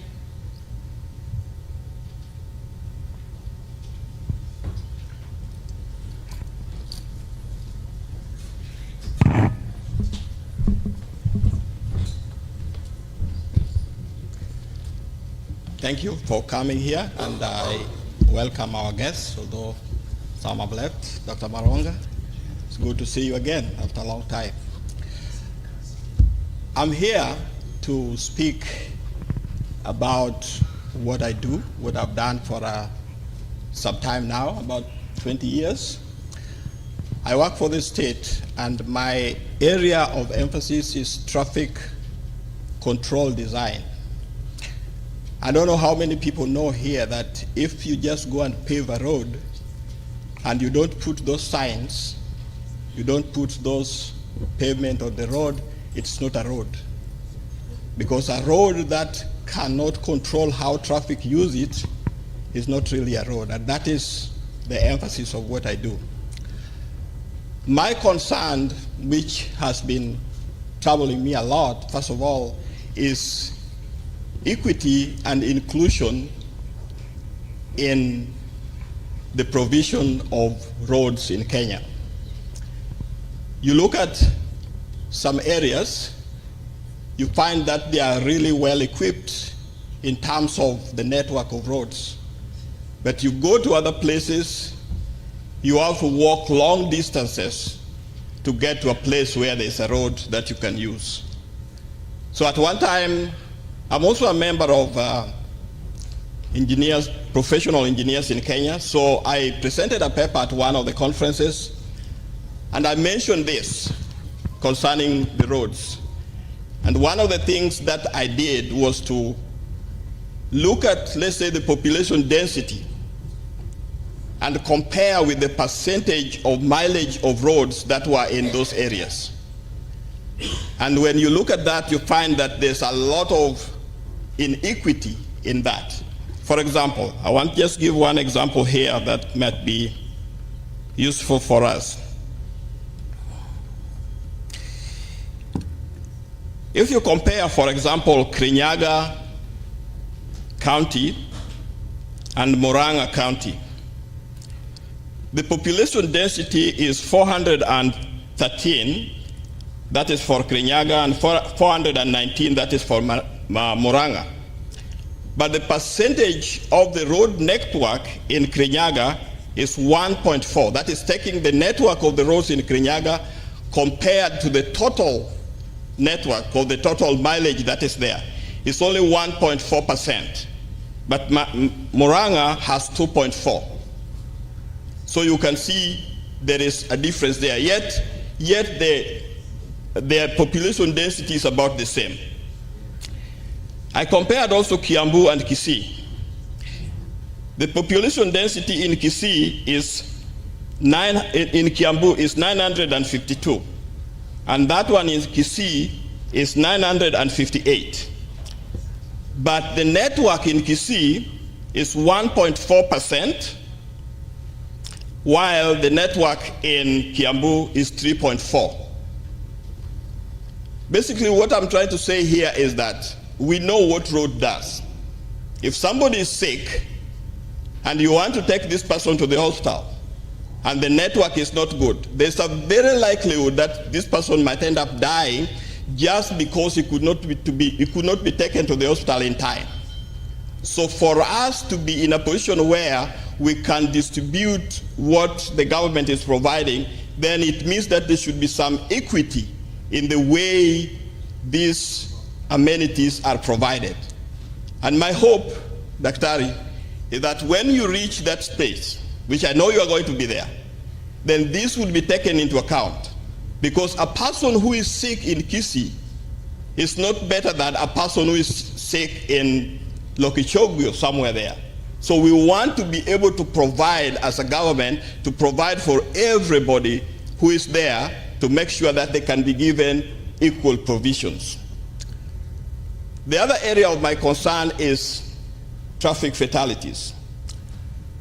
That is one of the things that I also do. Here in Maryland, for example, I looked at another statistics which can help us to understand what I'm talking about.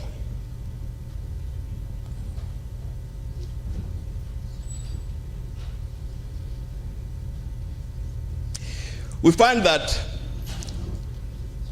the number of vehicles, the total number of vehicles that are in Maryland is about 5 million.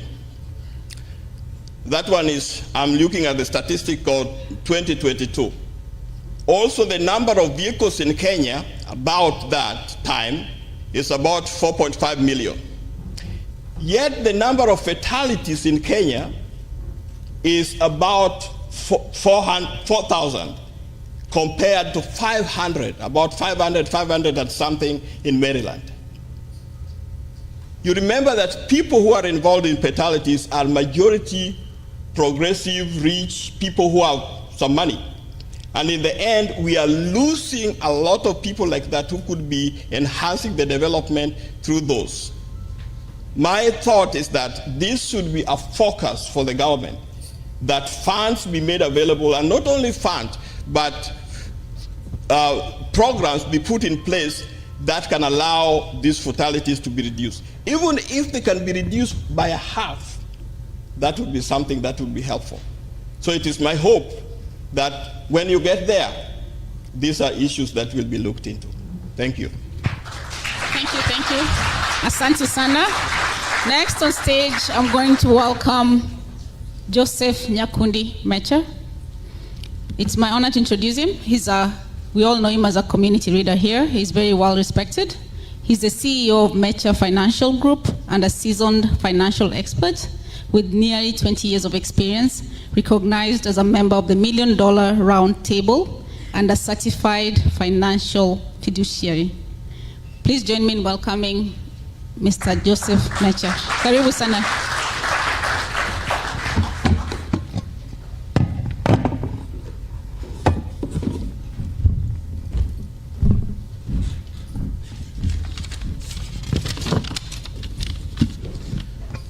Good evening, everyone. Matiang'i he? Matiang'i ha? Arambe! Arambe! Ladies and gentlemen, fellow Kenyans, distinguished guests, the sixth, Dr. Fred Okengo Matiang'i. You know, I said in some forum yesterday that I already bought champagne. I'm ready to pop that 2027. My name is Joseph Nyakundi Mecha, a proud son of Kenya, a husband, a father, a business leader, and a committed community organizer in the DMV area. So tonight, I rise not only with pride, but with purpose. As a Kenyan, or as Kenyans in the diaspora, we know the price of progress.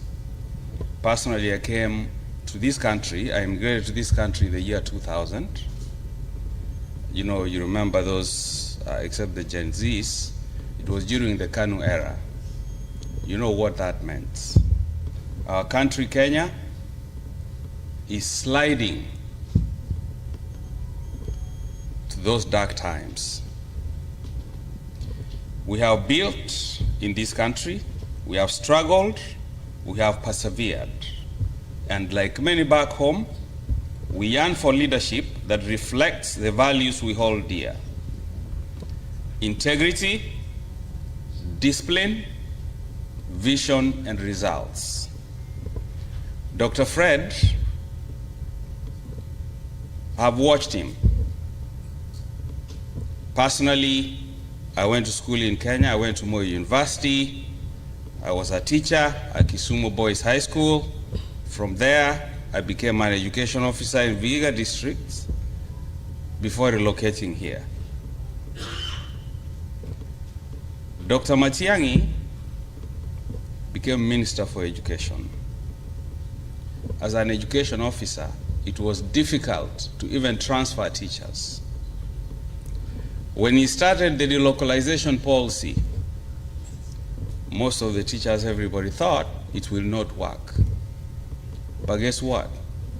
It worked. That's why I stand before you this evening to wholeheartedly endorse the 6th, Dr. Fred Okengo Matiang'i, as the next president of the Republic of Kenya.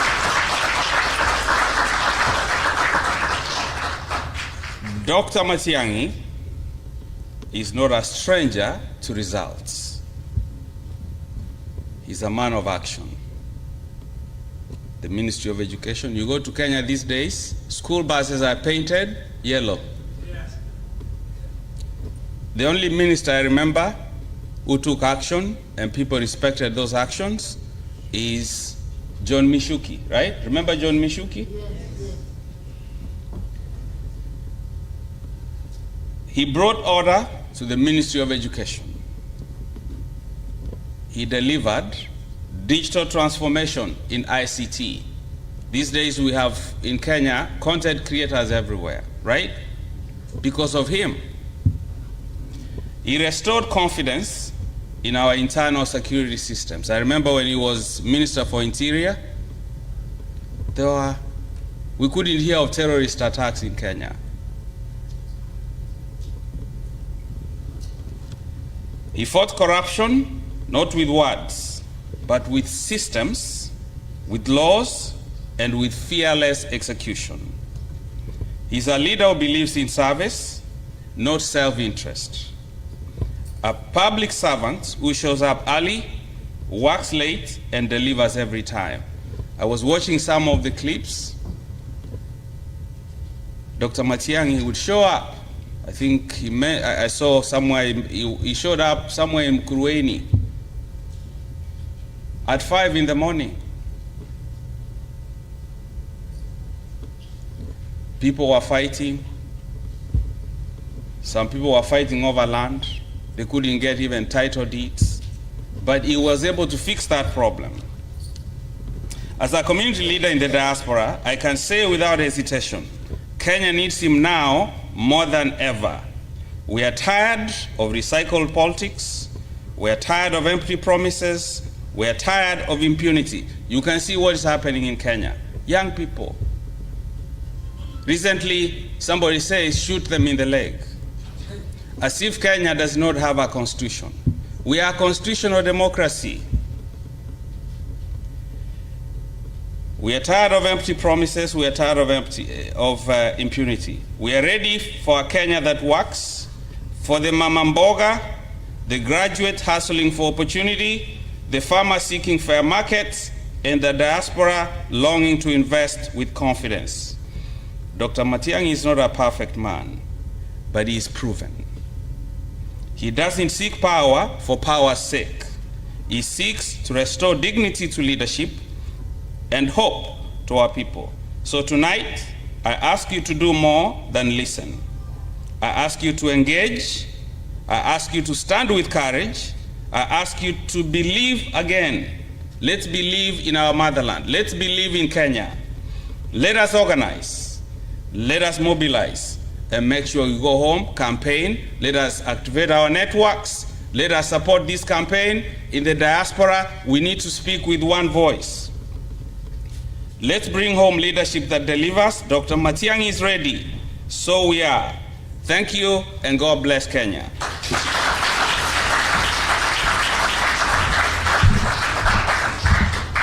Thank you so much. Today I've learned one thing. Ukisema harambe, tunasema? Thank you, Mecha. Thank you so much. On stage, I'm going to welcome my co-host again, Karanja Maura, who's an educator and long-term community leader in Baltimore. We all know that in 2022, he made history by running for Senate, elevating the visibility of Kenyan American community in Maryland politics. I think he's the best person to welcome tonight, our keynote speaker.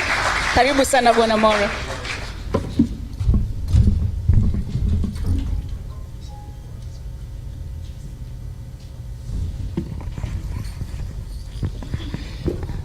It's my honor. My big honor. A lot has been said. Today is not about me.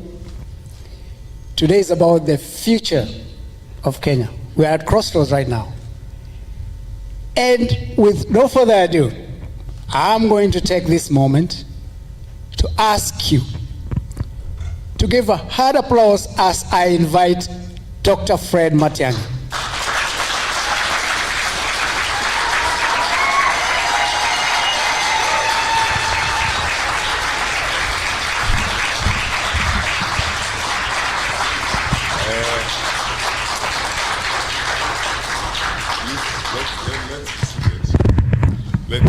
Thank you very much indeed.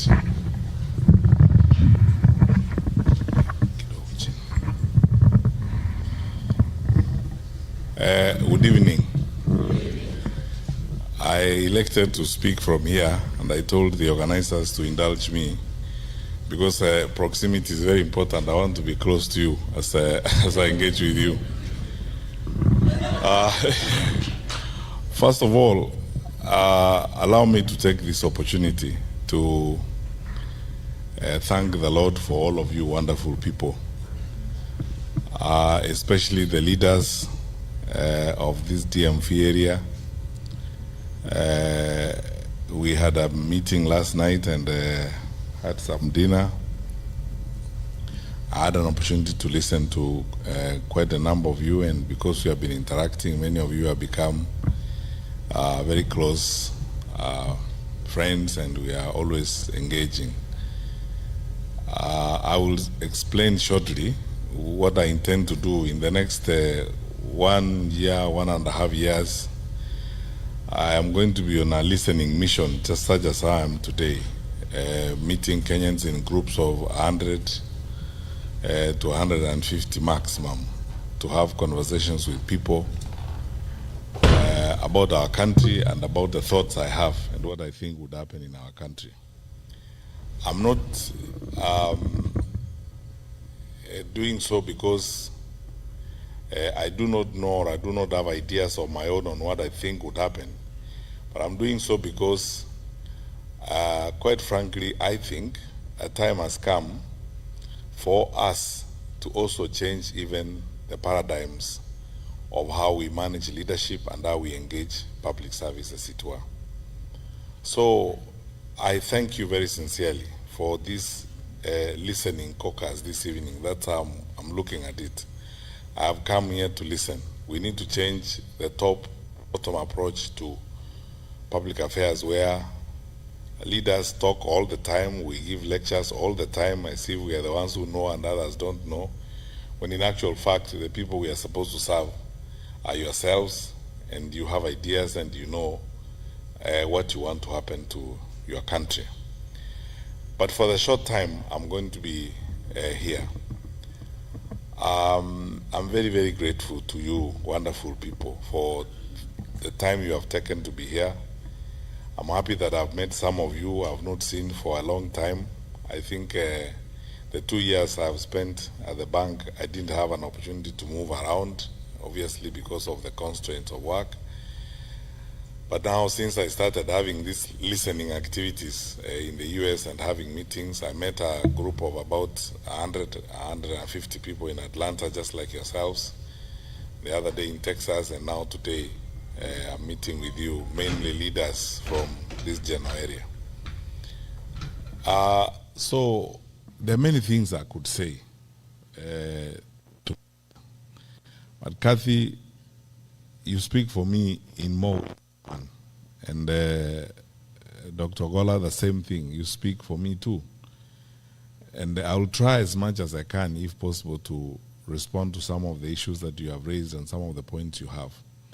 But let me begin at this particular with this, because I think I have a responsibility as a public leader to say that, or as an aspiring public leader to say that. Chinua Achebe, long time ago, before even some people in this audience were born, wrote a very small book entitled The Trouble with Nigeria. And the opening sentence of that book was, "The trouble with Nigeria is simply and squarely a failure of leadership." There's nothing wrong with Nigeria. There's nothing wrong with Nigerian water, Nigerian weather, or anything else. He said it's simply a failure of leadership. I think the first thing I would like to do tonight is something very practical that I've been dealing with in my own personal conversations with people since I came here. There are roughly, I think, about 300,000 or so Kenyans in the US, Balos, isn't it? About 300,000 Kenyans. When it came to registering to vote, probably about 10,000 or so registered to vote out of those 300,000 Kenyans. There are about 2 or 3 polling stations. And even then, when it came to the actual voting itself, I don't think 3,000 Kenyans voted in 2022. So let me begin by saying this to you.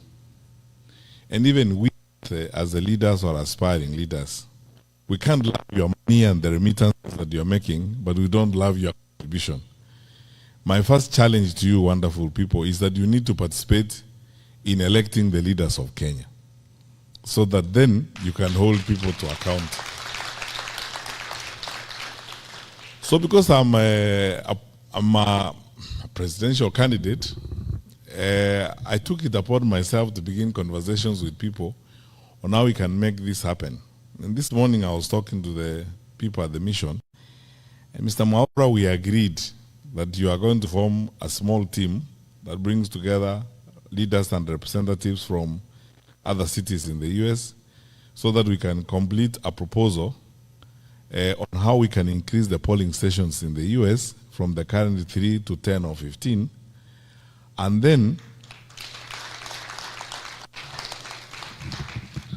begin a process of sensitizing the Kenyans who are here to participate in the electoral process. Because, my brothers and sisters, whatever we do, unless we are participating in making that decision on who is going to make decisions for us, I mean, what are we going to talk about if you are not participating? We can only whine and dine and complain about it.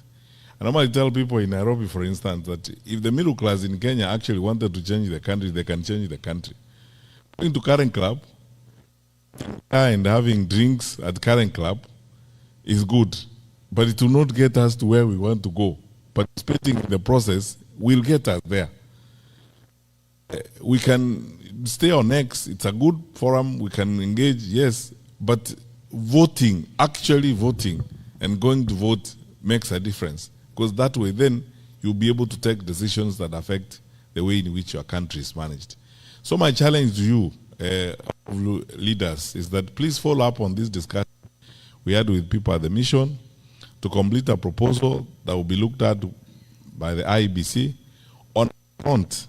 As leaders who are outside of government, we have already started a process of both petitioning the IEBC and also with a perspective of going to court if need be, to see to it that we have more polling stations here in the US so that you guys can vote.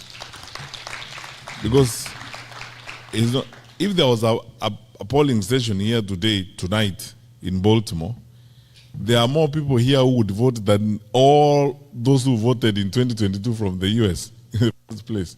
So this is something I think we need to work on. That's why we need to start from in terms of our participation and so on.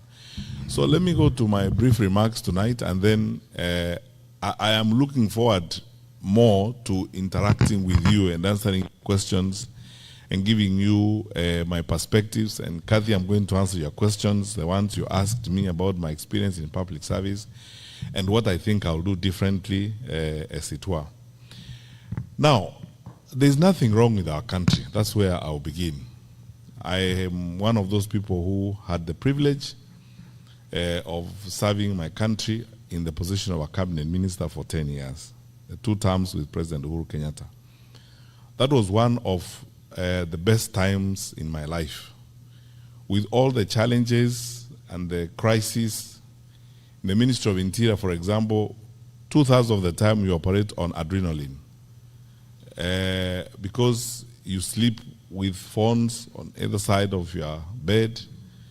There is no single night that you'll go through the night without those phones ringing, and none of them calls you to wish you happy birthday or to wish you a good night's sleep.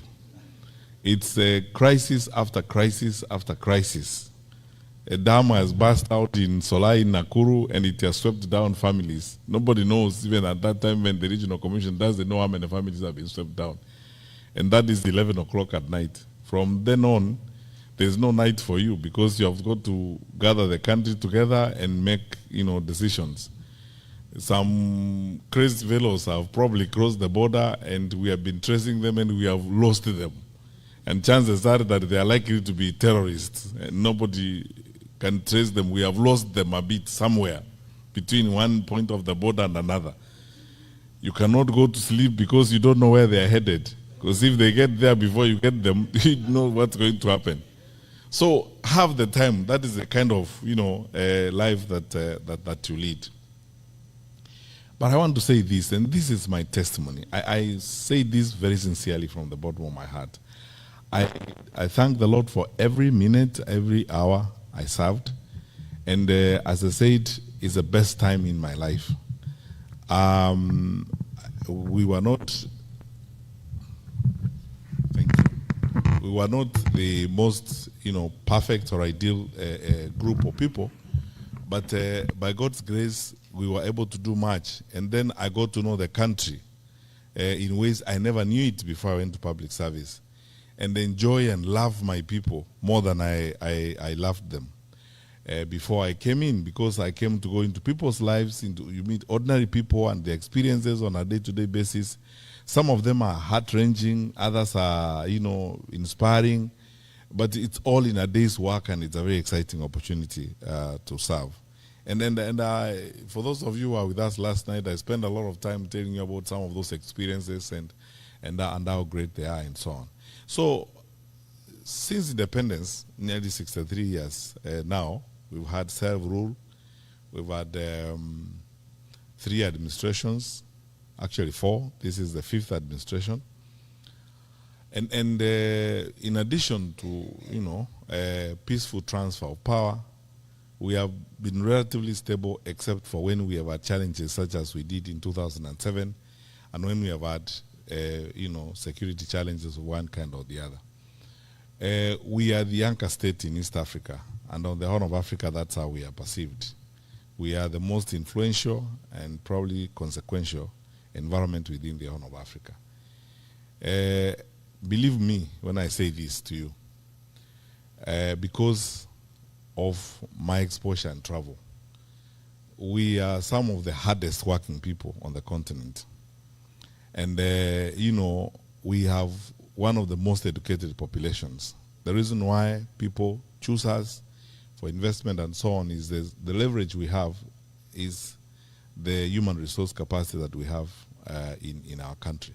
So by and large, because I always start by telling people that even when we have political contestations and challenges as a country and as a group of people, the last thing we can do is talk down our country, because our country is our only home on earth, and we have a patriotic duty and a citizenship responsibility to always ensure that we draw a line between country and the leaders or the administrations that will come and go and that will change from time to time. Our country, by and large, is okay. The fundamentals of our country, right from independence, are such that we could do even much better than we are doing right now, which I'm going to come to shortly. But I have to say this to you, and if I didn't, I will be lying to you. We have very fundamental challenges in our country right now. I, as somebody who has served before and served in a very sensitive responsibility, I hate to break it to you, but this is the truth. I think our country is very close to the cliff, and we are facing very, very serious challenges. When you see the level of violence in the country, when you see citizens hijacking a police vehicle and driving it around, the anger and pain and frustration down below is unprecedented. I have not seen it before. Those of you who have come from Kenya recently, you can bear me out on this. The population is angry, frustrated, and especially disappointed because of unfulfilled promises, constant piling of lie after lie, failure in critical sections of our society and our economy. You know the challenges we are facing now in the education sector, nearly chaotic. No one knows what's going to happen next. Capitation not going to schools. I am told, because I speak to a lot of principals these days, that the schools are going to close a bit early because of budgetary challenges and so on. All these are signs of state failure. But the one that worries me most, and the one that should worry you most, is one, that level of violence. And you know, your Kenyans, I'll be very candid with you, how Mungiki, how Sungusungu, and all these violent groups came up is they started, first of all, because the former state failed, the informal state took over. So as a result of the violence and the recklessness that we have seen from the formal state, the vigilante industry is going to start growing. And if the vigilante industry grows, it means we are setting and moving to an element of anarchy. That happens when our leaders are making excuses, and saying, it is this tribe or that tribe, it is the Kikuyus who are trying to destroy government, and so on. I said in public the other day when I was in Kiambu that, this has been essentially a history of excuses. In the first year of the administration, they said it's Uhuru and his administration that left us empty coffers, that didn't do anything, and so on. Whole year. The following year, it was Raila and Asmio and the Luos who are bringing maandamano and causing problems. Whole year gone. The third year, it is ni Wakikuyu wanataka kuharibu serikali. The fourth year, it will be ni Wakisii na Wakamba na Waluya wanataka kuharibu serikali, and so on and so forth. That's why I said there's nothing wrong with our country, except that we elected through a democratic process incapable leaders who clearly, sometimes you wonder whether they had a plan to govern or they had a plan to do something else. Because if they had a plan to govern, we will not be in the state in which we are. And now, I want to answer the first question, Kathy, you asked. What would be the difference? I want to be absolutely frank with you. I am here and I am interested in running because I believe that I will offer better management and better coordination of government than what we are seeing.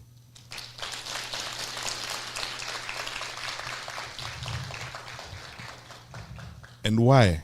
I said the other day in a TV interview that after 10 years of service as a minister, and the last 4 of them spent as coordinator of government activities, I understand government almost like the back of my hand. That what actually needs to be done, Kenyans are not looking for a government to cook 1 million chapatis for them. They are not looking for,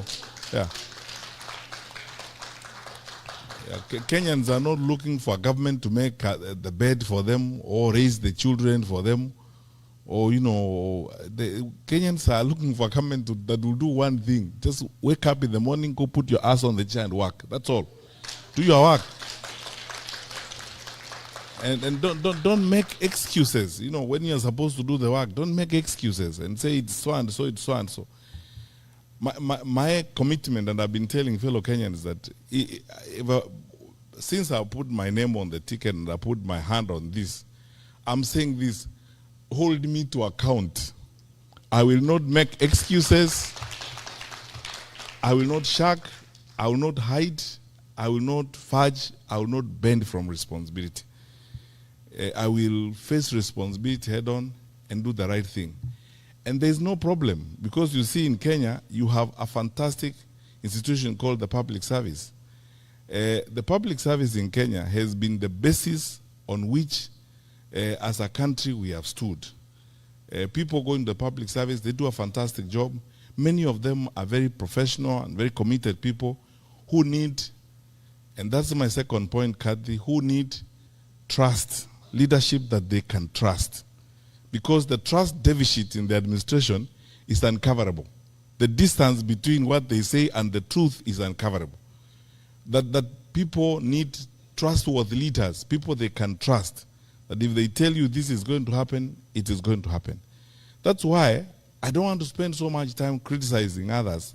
I would like to spend more time saying, in my view, we would like to have a trustworthy government, a government you can believe, a credible government. Whether it's foreign policy, you know, our country, Kenya, over the years has been known for three things: stability, reliability, and credibility. That you know what we tell you is credible as a government. The reason why we are an anchor state in the Horn of Africa and in East Africa is because our neighbors trust us. Over the years, they have trusted us. The largest UN office in the south is in Nairobi. We have very credible relations with the United Nations High Commissioner for Refugees. How on earth can we be the ones arresting opposition leaders and returning them at night to their countries? These things are hurtful to our image as a country. They affect our citizens, especially those of you who live outside the country. If today you were a consultant, a Kenyan consultant in Khartoum, working for a UN agency, how would you be comfortable when that government probably thinks you are a citizen of a hostile country?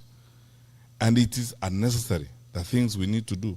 So, Kathy, I think the difference would be, I am interested in, and I believe there are many people in Kenya who are looking forward to honest and trustworthy leaders, people they can believe and people they can trust.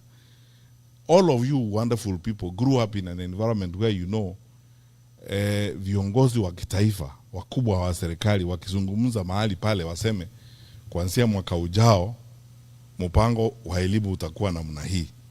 Kila mtu anaamini hakika, hivyo ndivyo itakuwa.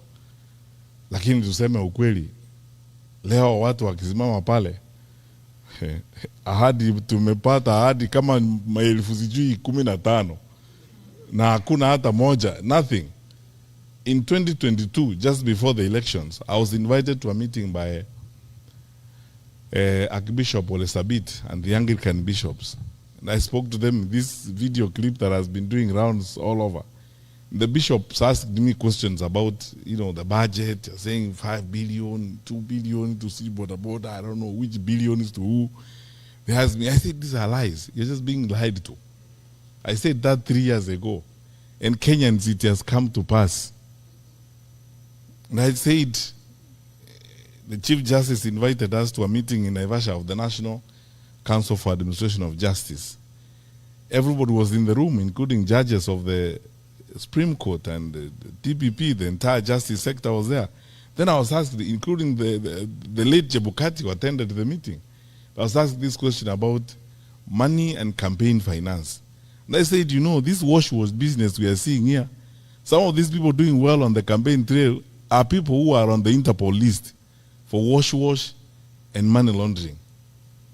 If we are not careful as a country, we are going to launder into elective offices up to 40% of these characters. And we will pay a price for it. Today, my colleagues, those of you who are in the finance sector, you know we have been listed. 3 weeks ago, the EU also listed us as an insecure financial transaction environment. It has never happened since independence. And the reason why I was very surprised about that EU one is that we are the only country in East Africa on that list. I want to be diplomatically sensitive. Sitaki kuongea mambo mengine niseme, unajua hata Burundi haiko huko.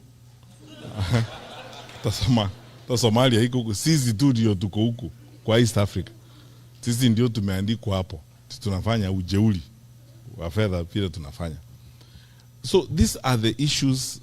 This is the reason why I would like to run for president, because I believe our country deserves and should get better. Our country deserves and should get better leadership, in my view. And you're not going to bring it from Mars or from Jupiter. The people are there. They are willing and ready to serve their country. What they need are leaders who will go and work. I have not arrived from heaven myself, and you know, I am not one of those who carry around a big Bible ambayo inaweza kukuangusha. I go to churches there every day, singing songs, hymns, trying to pretend that I am holy. I am a sinner like you. It's just that I am a realistic sinner who will say,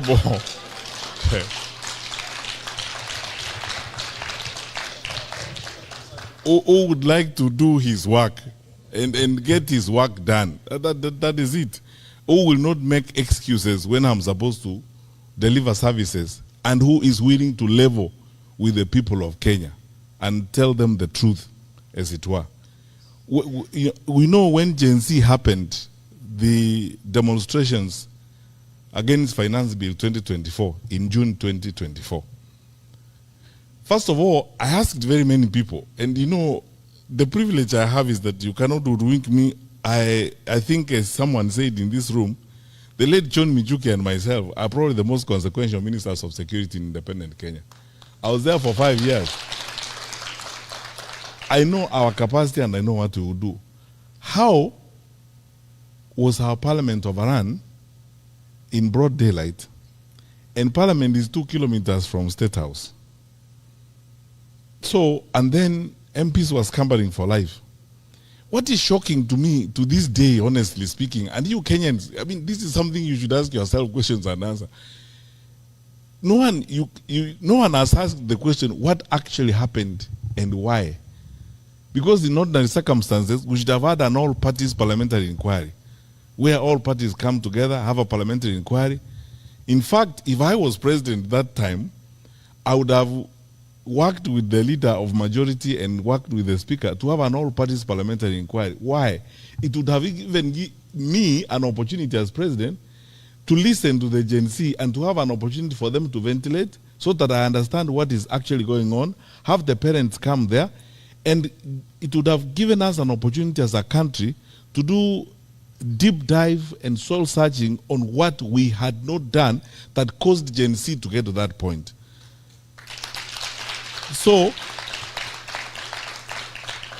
we did not do it because viongozi wa kitaifa think they know everything. Then 25th June came, 2025. We lost more lives. Then Sabasaba came. We lost more lives. And my brothers and sisters, we cannot continue that way. That is not how we are supposed to live. And in all that, you can see irresponsibility, dereliction of duty, recklessness. And it's best demonstrated by the language you have heard leaders use and the sentiments that you hear leaders using. I was shocked in this day and age, 63 years after independence. There's somebody who talks about tribes. Where do you live? I mean, those things, nobody talks about those things anymore. I asked some friends last night where we were having dinner. Which one of us goes to hospital in Kenya and you are sick? You are very, very sick. You are shivering in your car. But then you ask people, please check on the list, what's the tribal background of the doctor on duty before I go in? Because you just get in, you are treated, and sometimes you don't even know the ethnic background of the fellow who's treating you. But until you are treated, you go away. Why should it matter? When you walk to a bank, for example, in Kenya, you go to Equity or a family bank, you want services, you go to the teller. Do you first of all ask, by the way, where do you come from? Before you ask, it's transactional. You just fill out your papers or you discuss your loan and you go away. It doesn't matter anywhere else. Why should it matter when it comes to making decisions on the leadership of the country? It's because some of us tuko na shida fulani sijui ni ya kurogwa ya huko nyuma, which we should never ever ever as a country accept. And that's why the young people in this audience who are listening to me, Gen Z is an opportunity to step into the third wave or the third generation of leadership in Kenya, modern Kenya. This is what is going to give us. Yeah. This thinking and this approach is what gives us a modern country. A country where the content of your character matters more than your surname. You know, the values you hold, the delivery of services is more important than your surname. Because all those primitive things where your surname is supposed to lead you somewhere, so that if your name is Omolo, then I make a decision whether or not you should pass through this gate. That time is gone. And Kenyans, let us not only resist, let us reject that kind of attitude. So, I'll speak about this until the cows come home, but this is my vision. That one, we can put up, and I can promise, we can put up a credible government that can be trusted, that will ensure the stability of the country, that is reliable. We will not do some of those things that will hurt the image of our country.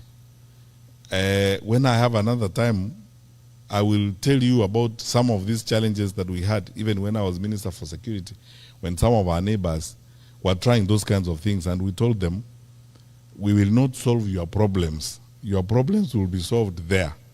Don't drag us into your quarrels. Everyone is free to come to Kenya and have fun, as long as they don't break our laws. You break our laws, that's a different story.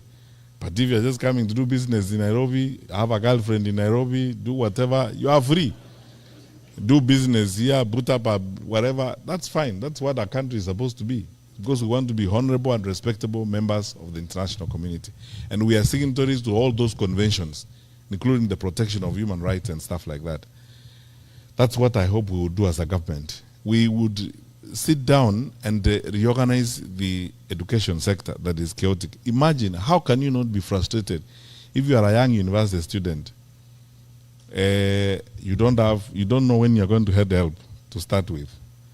You don't know when the semester is beginning or ending. You do not know whether you're going to do exams or not. Statements fly left, right, and center from the ministry on your fate. You don't know which one to believe. The one that came out today, the one that was made by the minister, or the one that was made by the president. You don't know. Chaotic. How are you supposed to live your life? Yet, you know, in a sector like that, you're supposed to have a sense of predictability to move forward.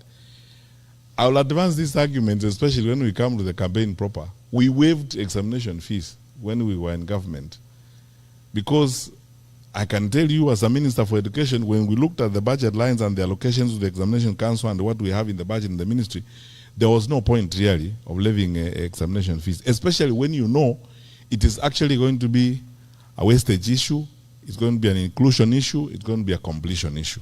For the educators in the room, like Dr. Weche, you know what that means is that there are people who are not going to do exams because they can't afford 5,700. And if they stop there, that is wastage.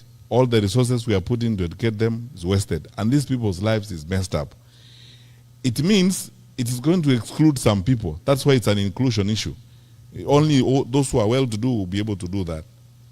It means it's also a completion issue, because you see, you're going to start having dropouts as a result of this kind of bottlenecks. These are barriers to educational completion, as it were, and the educators in the room will understand what I mean. That is a way that affects the human resources we have for our country. I don't know whether I can be crazy enough to do those kinds of things in society. We would like to run a government that will pay attention to that, because that is, for us in Kenya, education is our gold mine, because that is how we train, and that is the foremost resource we have, and that is the leverage we have for growth and development. Go anywhere in this world, you will find Kenyans there, educated Kenyans working in all these international organizations. Sylvia, my colleague, is here. From next week, I'll call her my former colleague when my notice for the bank expires, from the World Bank. And they will tell you, there we have several economists. We are actually one of the few African countries, I can say that authoritatively, that have contributed significantly to the capacities that you have even at the bank here. It's because of our education. That is one thing we cannot miss. We need to address it and we'll sort it out. We will secure the country and ensure that, you know, it is yani ni aibu ya ajabu. The people are walking around in the capital city of our country, in the capital, not then in the capital city of our country, carrying rungus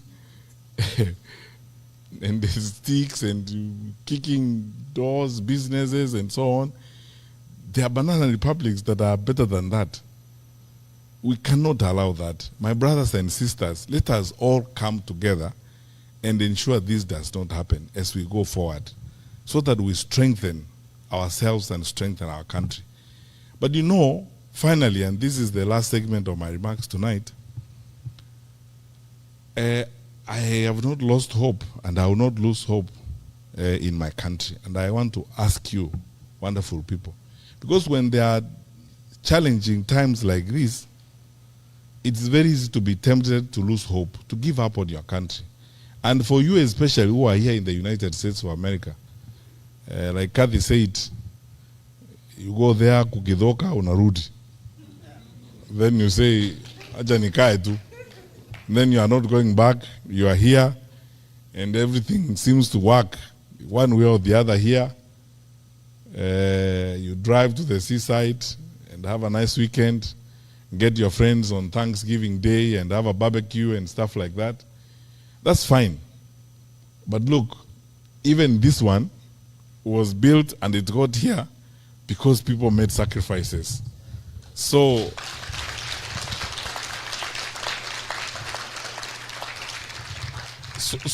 it is our turn to make sacrifices for our generation, so that our children and our children's children will find a Kenya that is like this one, so that other people will also come to our country and never wish to leave, because they will find that our country is also very nice, and it can happen. And the reason why I have this hope is because I can speak with authority. I know my country, I know my people, I know my fellow citizens. We are better people than this. My country is better than this. What we are seeing and the behavior of the people you see in administration and so on is not who we are as a people. That does not reflect the true picture of Kenya. I don't know about you, but look, my friends, I have been in the public service. I have seen police officers cross swollen rivers with examination sheets on their heads or on the side, walking through. They're not paid additional fees for that, protecting those papers and ensuring that those papers are not messed up. During Corona, I went to some place beyond Embakasi to thank some Kenyan women who had decided on their own volition, nobody asked them, government did not ask them, to cook for police officers who were manning the roadblock at that time. Two of them lawyers in Machakos. They had come together, organized themselves, and they were supplying food to those police officers, cooking for them every day. They actually created a makeshift kitchen. The government did not give them budget to do that. They volunteered, they mobilized women, and they were cooking for the police officers there every day. I went to Limuru at 1 a.m. at night, one time, with my colleague Mutai Kawe, who was then Minister for Health, to a police roadblock. And I found women from the local shops serving those police officers with tea and bringing bread. Government did not ask them. The Kenya Association of Manufacturers, Phyllis Wakiaga and Company, putting private sector people together to contribute water tanks for police stations and soap so that police officers can wash their hands to deal with infection at that particular time. I have seen with my eyes how Kenyans turn up when we have a disaster donating blood. When we call for food donations, when we have a challenge, Kenyans turning up in their numbers to contribute food. During Corona, we wouldn't have succeeded were it not for the big support we got from the private sector. The private sector team, chaired by Madam Karuku from East African Breweries, and bringing together all these people, committed, attending meetings every day without asking for sitting allowance, and guiding us and working with the government to secure the lives of our people. We are a great country, and we can do many things. I have worked with public servants who will not ask a question if you ask them to come to work over the weekend. As long as you are trustworthy enough, you respect them and take their advice, and don't politicize their decisions or try to create funny games of parachuting people because they come from your tribe and promote them and that kind of rubbish. Public servants who are committed and focused on serving their country. Our country is great. We are better people. So because of that, don't lose hope. We will rise again. We will cross the bridge. And this momentary challenge we have because of some challenges with some of our leaders, we will overcome it and build and move forward. After COVID, we said we will build big and better, and we will go forward. We are the long distance running country. So we are resilient. We will do well as we move forward. So all I ask you, my brothers and sisters, is this. Let's go beyond these nice conversations we have. Mwaura, let us finish that petition. Let us have additional polling stations here in the US. Wake up in the morning and vote and determine your leaders. Do not complain and write nice stories about what is working and what's not working. It is good to say that because we need those views. But you could actually make it even better by casting a vote and making a decision, and encourage your brothers and sisters back home to participate in the electoral process, to reject violence, reject the temptations to be divided, and reject all this kasumba mbaya that is being brought to us because of incompetence. You know, when people are incompetent and they're not able to work, they make excuses. You know, from morning up to evening, the first time they open their mouth, they say it is Mwaura. It was, bro, you know, it is Mwaura who's not doing his work. Next time they tell you it is Major, you know, and so on and so forth. And the work is looking at them. The challenges are looking at them. They are there every day. And all they need to do is just go to work, sit down, put people together and work. So that is how I think Kathy will make a difference. And I am committed. You asked me about my experience in public service. I've said it was a wonderful experience, and I succeeded because I trusted the people I worked with, and they trusted me. And every single day was essentially a celebration of our nationhood everywhere you go.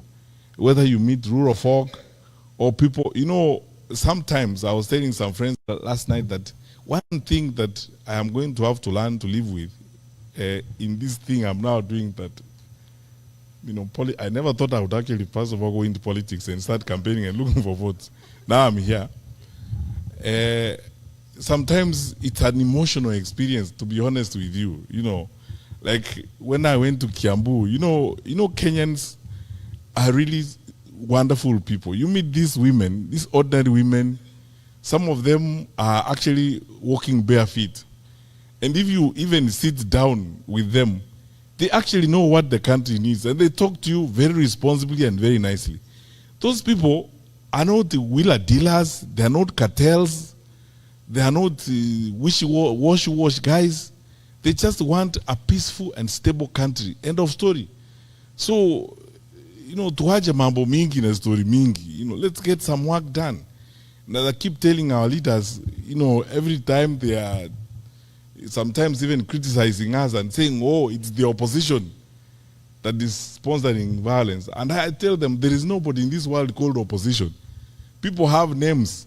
say it is Fred Matiang'i and give the evidence for it. Because even that blanket and general condemnation is part of that laziness and that recklessness and escapist behavior, as it were. Be direct and say who it is who is doing that kind of thing. There is nobody called opposition, as it were. Just say who it is who is supporting and provide the evidence for it. We are a mature country. We are better than this. We can do a lot of good things as a people. So, my wonderful people, join us, those of us who are walking this journey to making Kenya an even stronger, better, much more stable environment where we are all proud to be. Because I can guarantee you and I promise you, if we stick together and work the way we are working, our better days are ahead of us. So, our better days are ahead.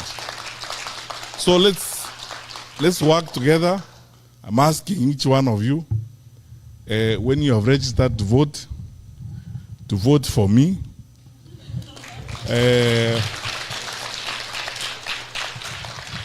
But I don't put a full stop there. I put a comma. I say vote for me, comma, and hold me to account. Yeah. And hold me to account. Because this, I am not given to those types of stories. I used to enjoy driving in schools, even at 6 in the morning, and hanging out with the teachers and until the job is done. There isn't anything I cannot do if it is my assignment, if it is my work. And when Kenyans tell me about it, like I've had some of you refer to it tonight, please know this. I wasn't doing you a favor. You paid me to do it. So that is what you paid me to do. I was earning your money every month, and I pray that if you decided to hire me again, I'll be worth your salary. God bless you.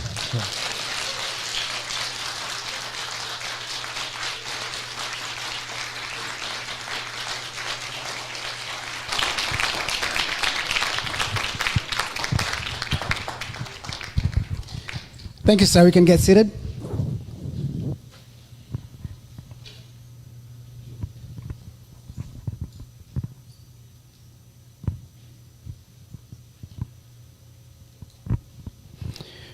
All right.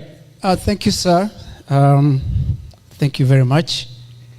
And actually, I believe those who came here not convinced are convinced. And if you're not, we're going to have more meetings like this to make sure that you get convinced.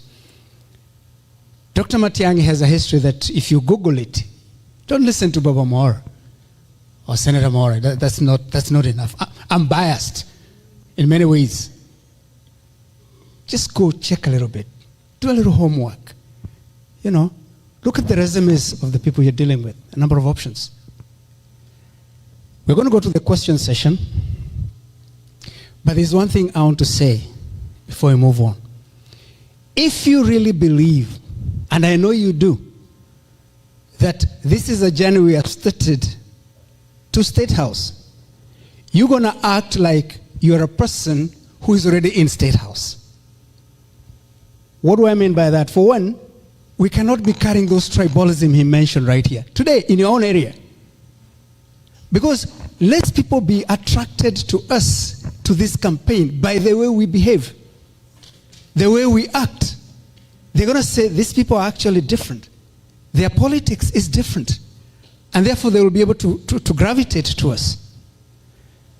The other day, and you've observed interviews of Dr. Matiang'i, he's not accusing others, attacking others, and using language insulting others. That is missing in his interviews. And it's intentional. So I would like us to be intentional also. When we talk to other people, because we will expand this tent. That's how we win. By being very intentional in the way we speak to the people we want to bring to our camp. Lies are not necessary. Attacking others are not necessary. If you have a good history, why are you attacking others? Give them your history. That's all you need to do. And you will be fine. The other thing I'm going to say, and I'm going to apologize saying this, let us not be caught up in our tribal cocoons. That's not going to help. For example, if I'm from, what is it called, Mulima? Mulima. Mulima cannot elect a president on its own. Just like Nyanza can't. For that reason, be very sensitive when you are talking to others and try to bring others in this camp. If we are going to make a good presidency, we have to start acting now, like a good presidency. So now, we're going to go to question and answers. I'm going to bring my very able secretary, SP. I've never had anybody called Spalatin, by the way. This guy is called Spalatin. Give him a clap, tafadhali.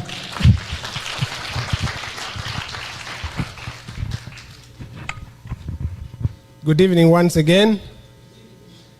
Good evening, friends.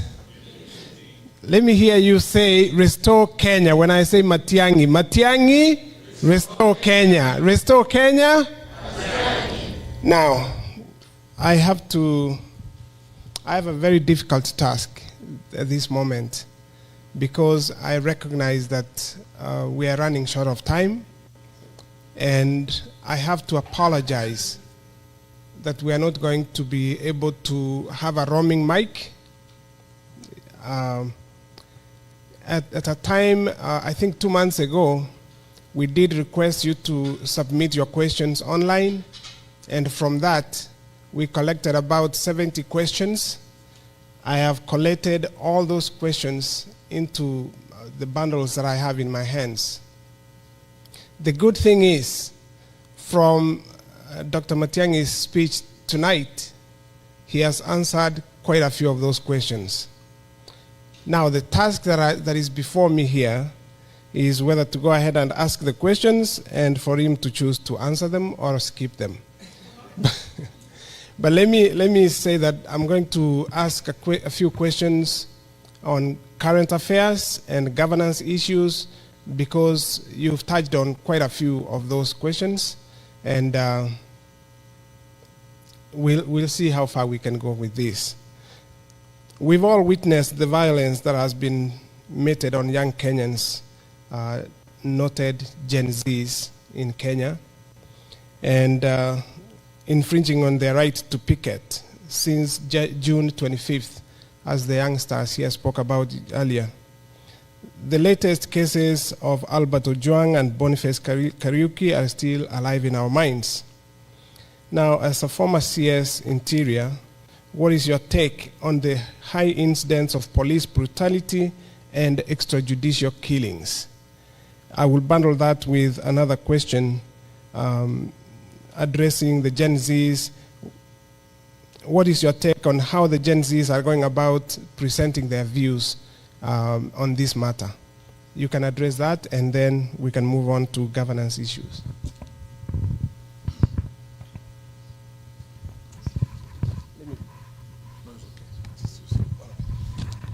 Thank you for the questions. You see, and I think I'll explain this. I believe some of you will probably be hearing this for the first time. You know, the world over, police have what we call the foundational conduct of police is actually based on what we call the theory of training. In many countries, especially in communist-related countries or in Eastern Europe, police are trained to suppress the population, or they are trained in some cases to do work that is essentially militaristic and so on. Many civilian countries, especially democracies like ours, we train our police for purposes of just law and order, preserving law and order and tracing or investigating crime. So I'm saying this because even when I was in the Ministry of Interior, I was invited several times to Parliament to address these issues like extrajudicial killings and forced disappearances and so on. And I kept telling, I would tell members of Parliament, and I would tell you today as Kenyans, and please, this is the fact of the matter. Our police and our security, our domestic security teams are not trained to suppress the population, or they are not trained to control, or as I said, brutalize the population. That is why our police system is civilian supervised, because the minister is a civilian, the president and the National Security Council in most cases is populated by civilians. Our security teams are civilian supervised. They're supervised by civilians, not trained security people as it were. And because of that, the police developed the elaborate document called standing orders. The police have got standing orders. And the standing orders basically is the code of conduct for the police. It is because everybody realizes that sometimes there may be individual police officers, and there have been cases where individual police officers have acted beyond the law or beyond their powers under the law. And that happens with every profession, because I mean, we have a code of conduct for teachers. I was Minister for Education, and I know cases where teachers were dismissed and punished for having affairs with students and that kind of thing. Because of that, that is why I normally say we have to drill down on these issues in a very specific manner. And that's why we call for accountability. And in cases where investigations have been done and culpability has been established, police officers have been jailed, and some of them have been punished. In cases where some of them have even been charged with manslaughter or even murder in that case, or execution for that matter. That's why on this particular issue, if you ask me what's my take on it, I have been calling for accountability. Let there be accountability for what has happened. And by the way, no one should tell you that we cannot get to the person who actually shot that person. Because you see, these teams move in the command in small groups as platoons and so on, and they are assigned particular areas when they are given assignments in the morning.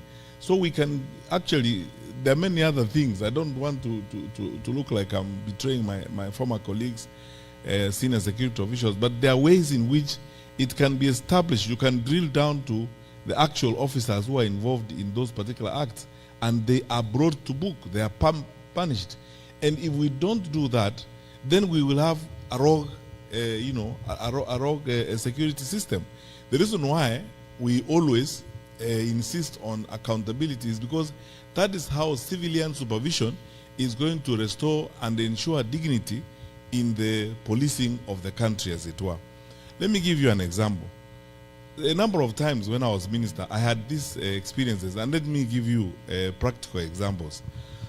A boda rider was killed by some police officers somewhere in Marani or somewhere there.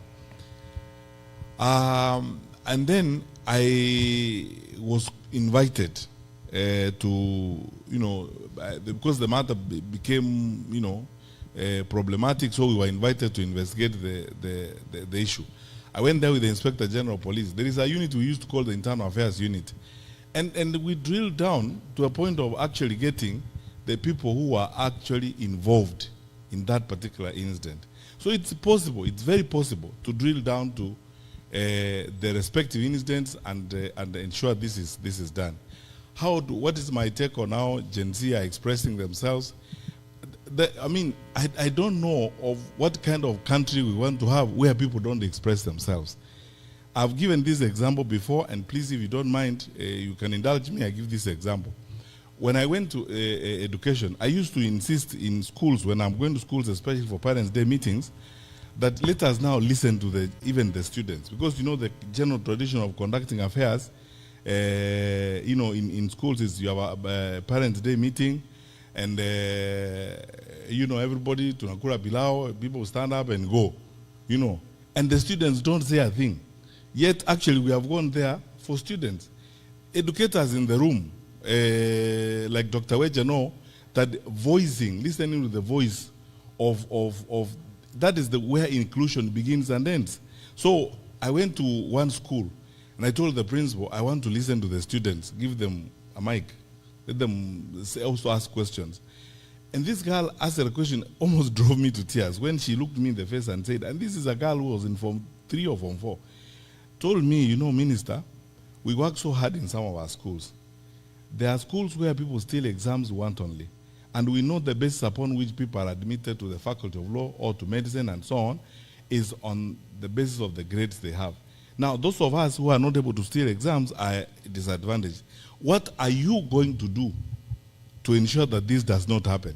We were being called to account by our children, as it were. What is going on, honestly speaking, is something we can deal with less force, less arrogance, and so on, because there is nothing unusual or nothing extra that is being asked.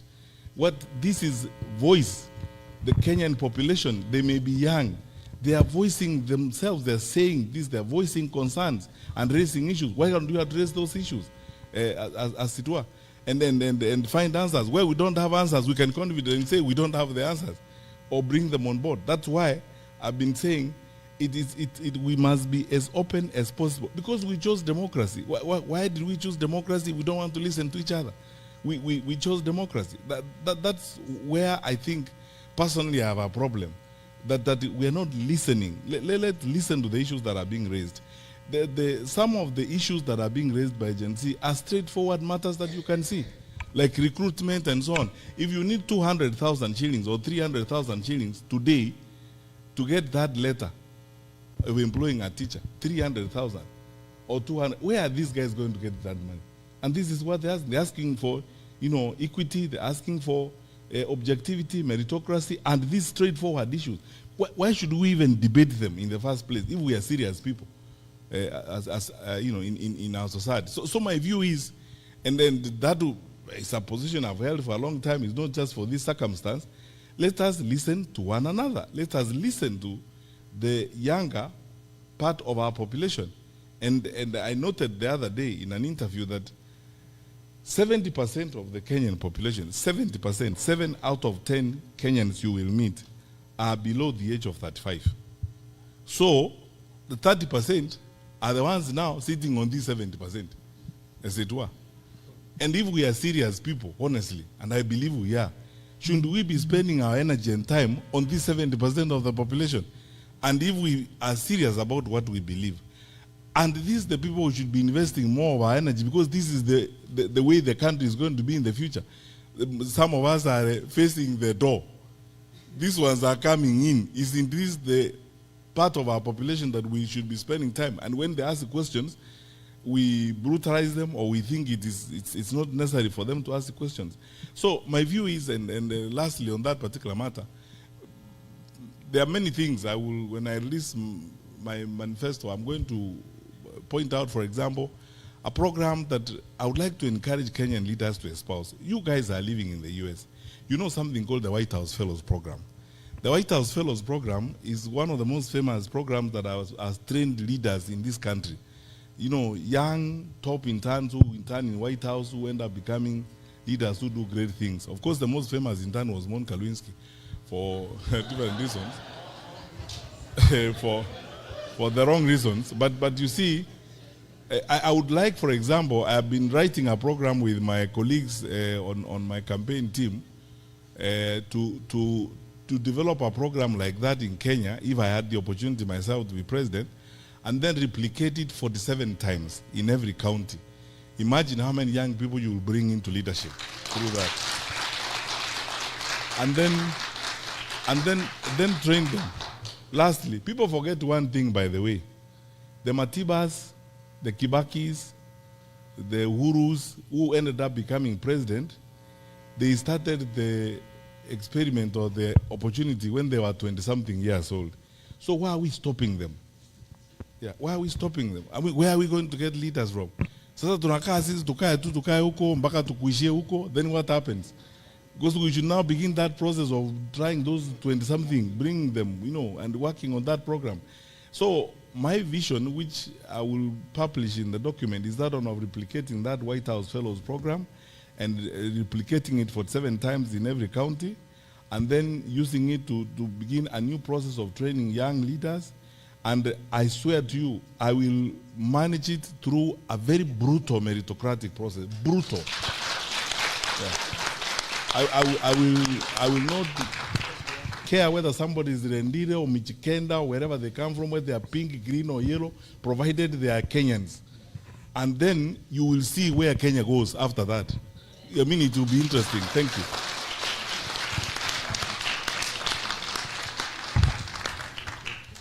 Thank you, Daktari, very, very much.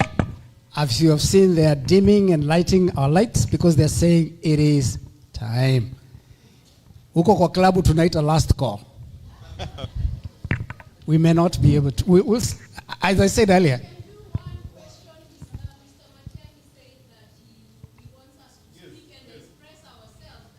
We're talking about time. This place, what? Come. Kuja uliza. You see that lady over there? Kama utanisaidia kuripa check, tukipitisha wakati. Tuko na pesa tutatoa. Pesa tutatoa wapi? Tuko na pesa, hii ni diaspora. One question.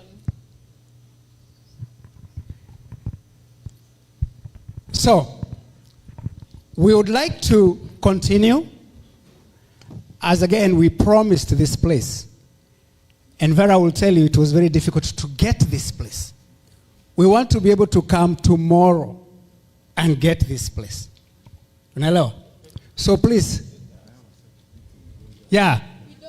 That's the problem.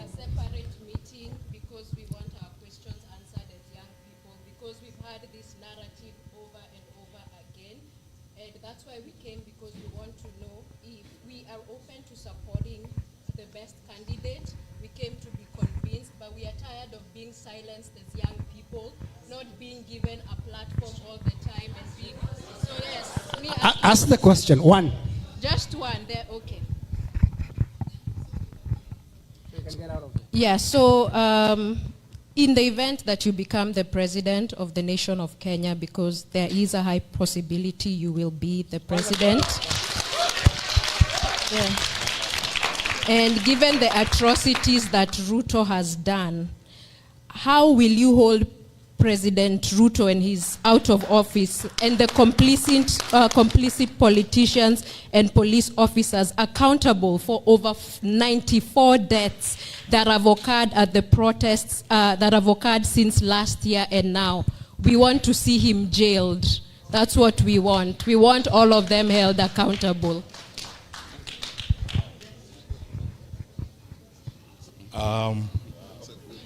This is why maybe next time we have a meeting, we should start with them. Yeah. So that, first and foremost on this matter, I believe very strongly, by the way, in accountability. That, for every action that you engage in when you're in public office, I believe in accountability.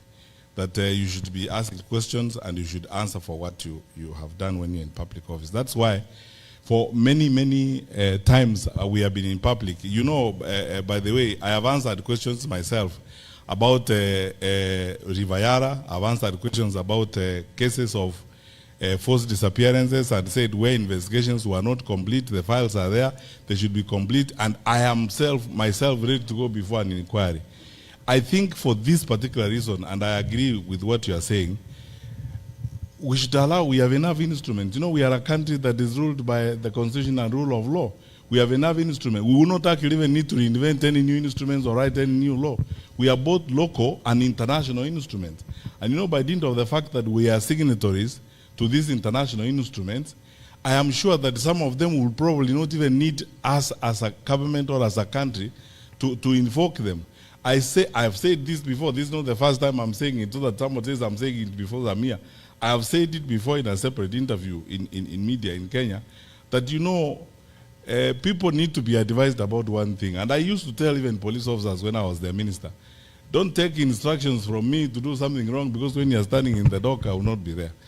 The truth of the matter is this: let us all pray and hope that, one, we have a peaceful movement and transfer of power, because the stability of the country is very important. And two, when that happens, I promise you that I will not depart from the line of accountability according to the law and according to what's happening. So that you see, sometimes our countries have got fragilities or certain challenges that we all know. If you politicize certain things, you can end up plunging the country into a chaotic situation. But if you stay on the path of the law, you are always better off if you stay on the path of the law. And the law assists you. Let me finish with this statement. The former head of public service, Mr. Francis Mudaura, when I was in government, we used to have challenges of one kind or the other. So I used to like consulting these wazes, sit down with the Mudaura. And Mudaura told me one thing that I will never ever forget. He told me, you know, Minister, if you actually lived by the law, you decided to yourself when you wake up in the morning, you are going to respect the law and you are going to follow the law, you will be a very peaceful man because you will have nothing to worry about.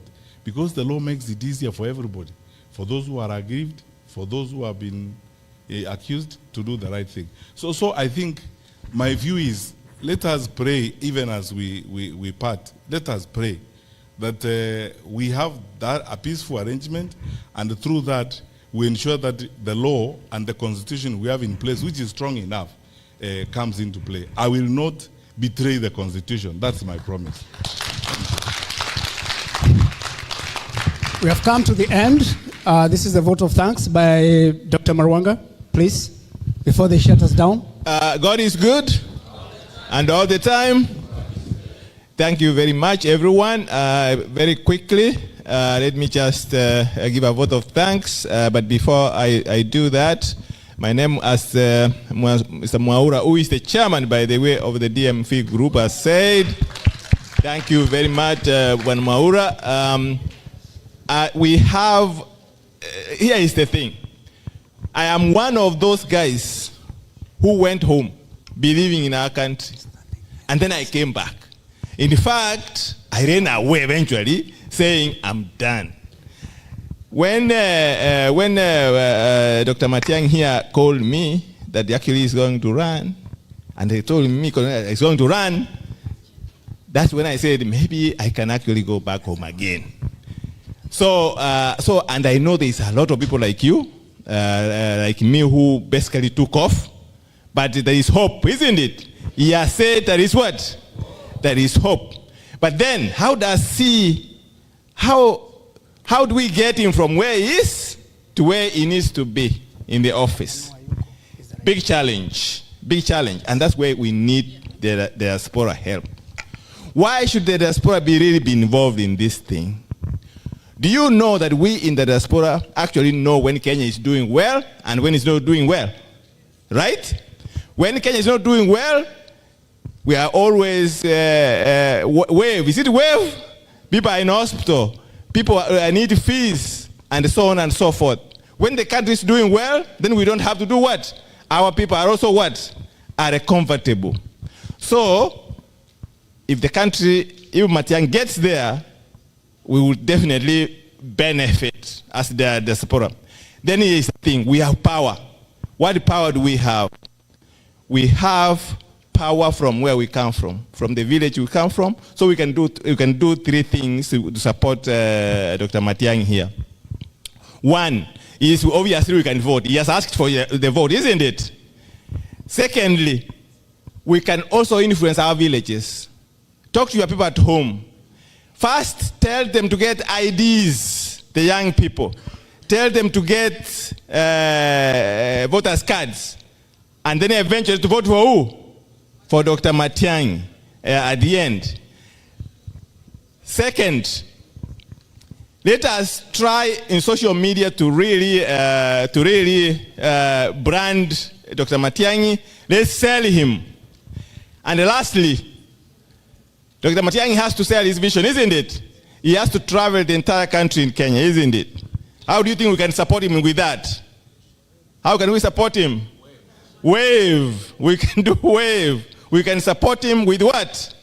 With finance. So thank you very much, Dr. Matiang'i. We really appreciate that you have been here, that we have talked with your people here. Thank you very much, the TMV people, for organizing this. And the people, our people, my people, Dr. Matiang'i's people, thank you very much for coming. We really appreciate you. Thank you very much. Last prayer. That's prayer. This is a prayer so that we can go. We started with prayer. We're ending with prayer. Shall we just stand up on our feet? Once again, thank you so much, Dr. Matiang'i, for being with us and sharing your vision. The scriptures tells us without a vision, the people perish. But you helped us to understand that you bring leadership. So we're going to pray for our country, and we're going to pray that peace will prevail. There will be equity and sense of leadership. Father, we thank you tonight in the name of Jesus.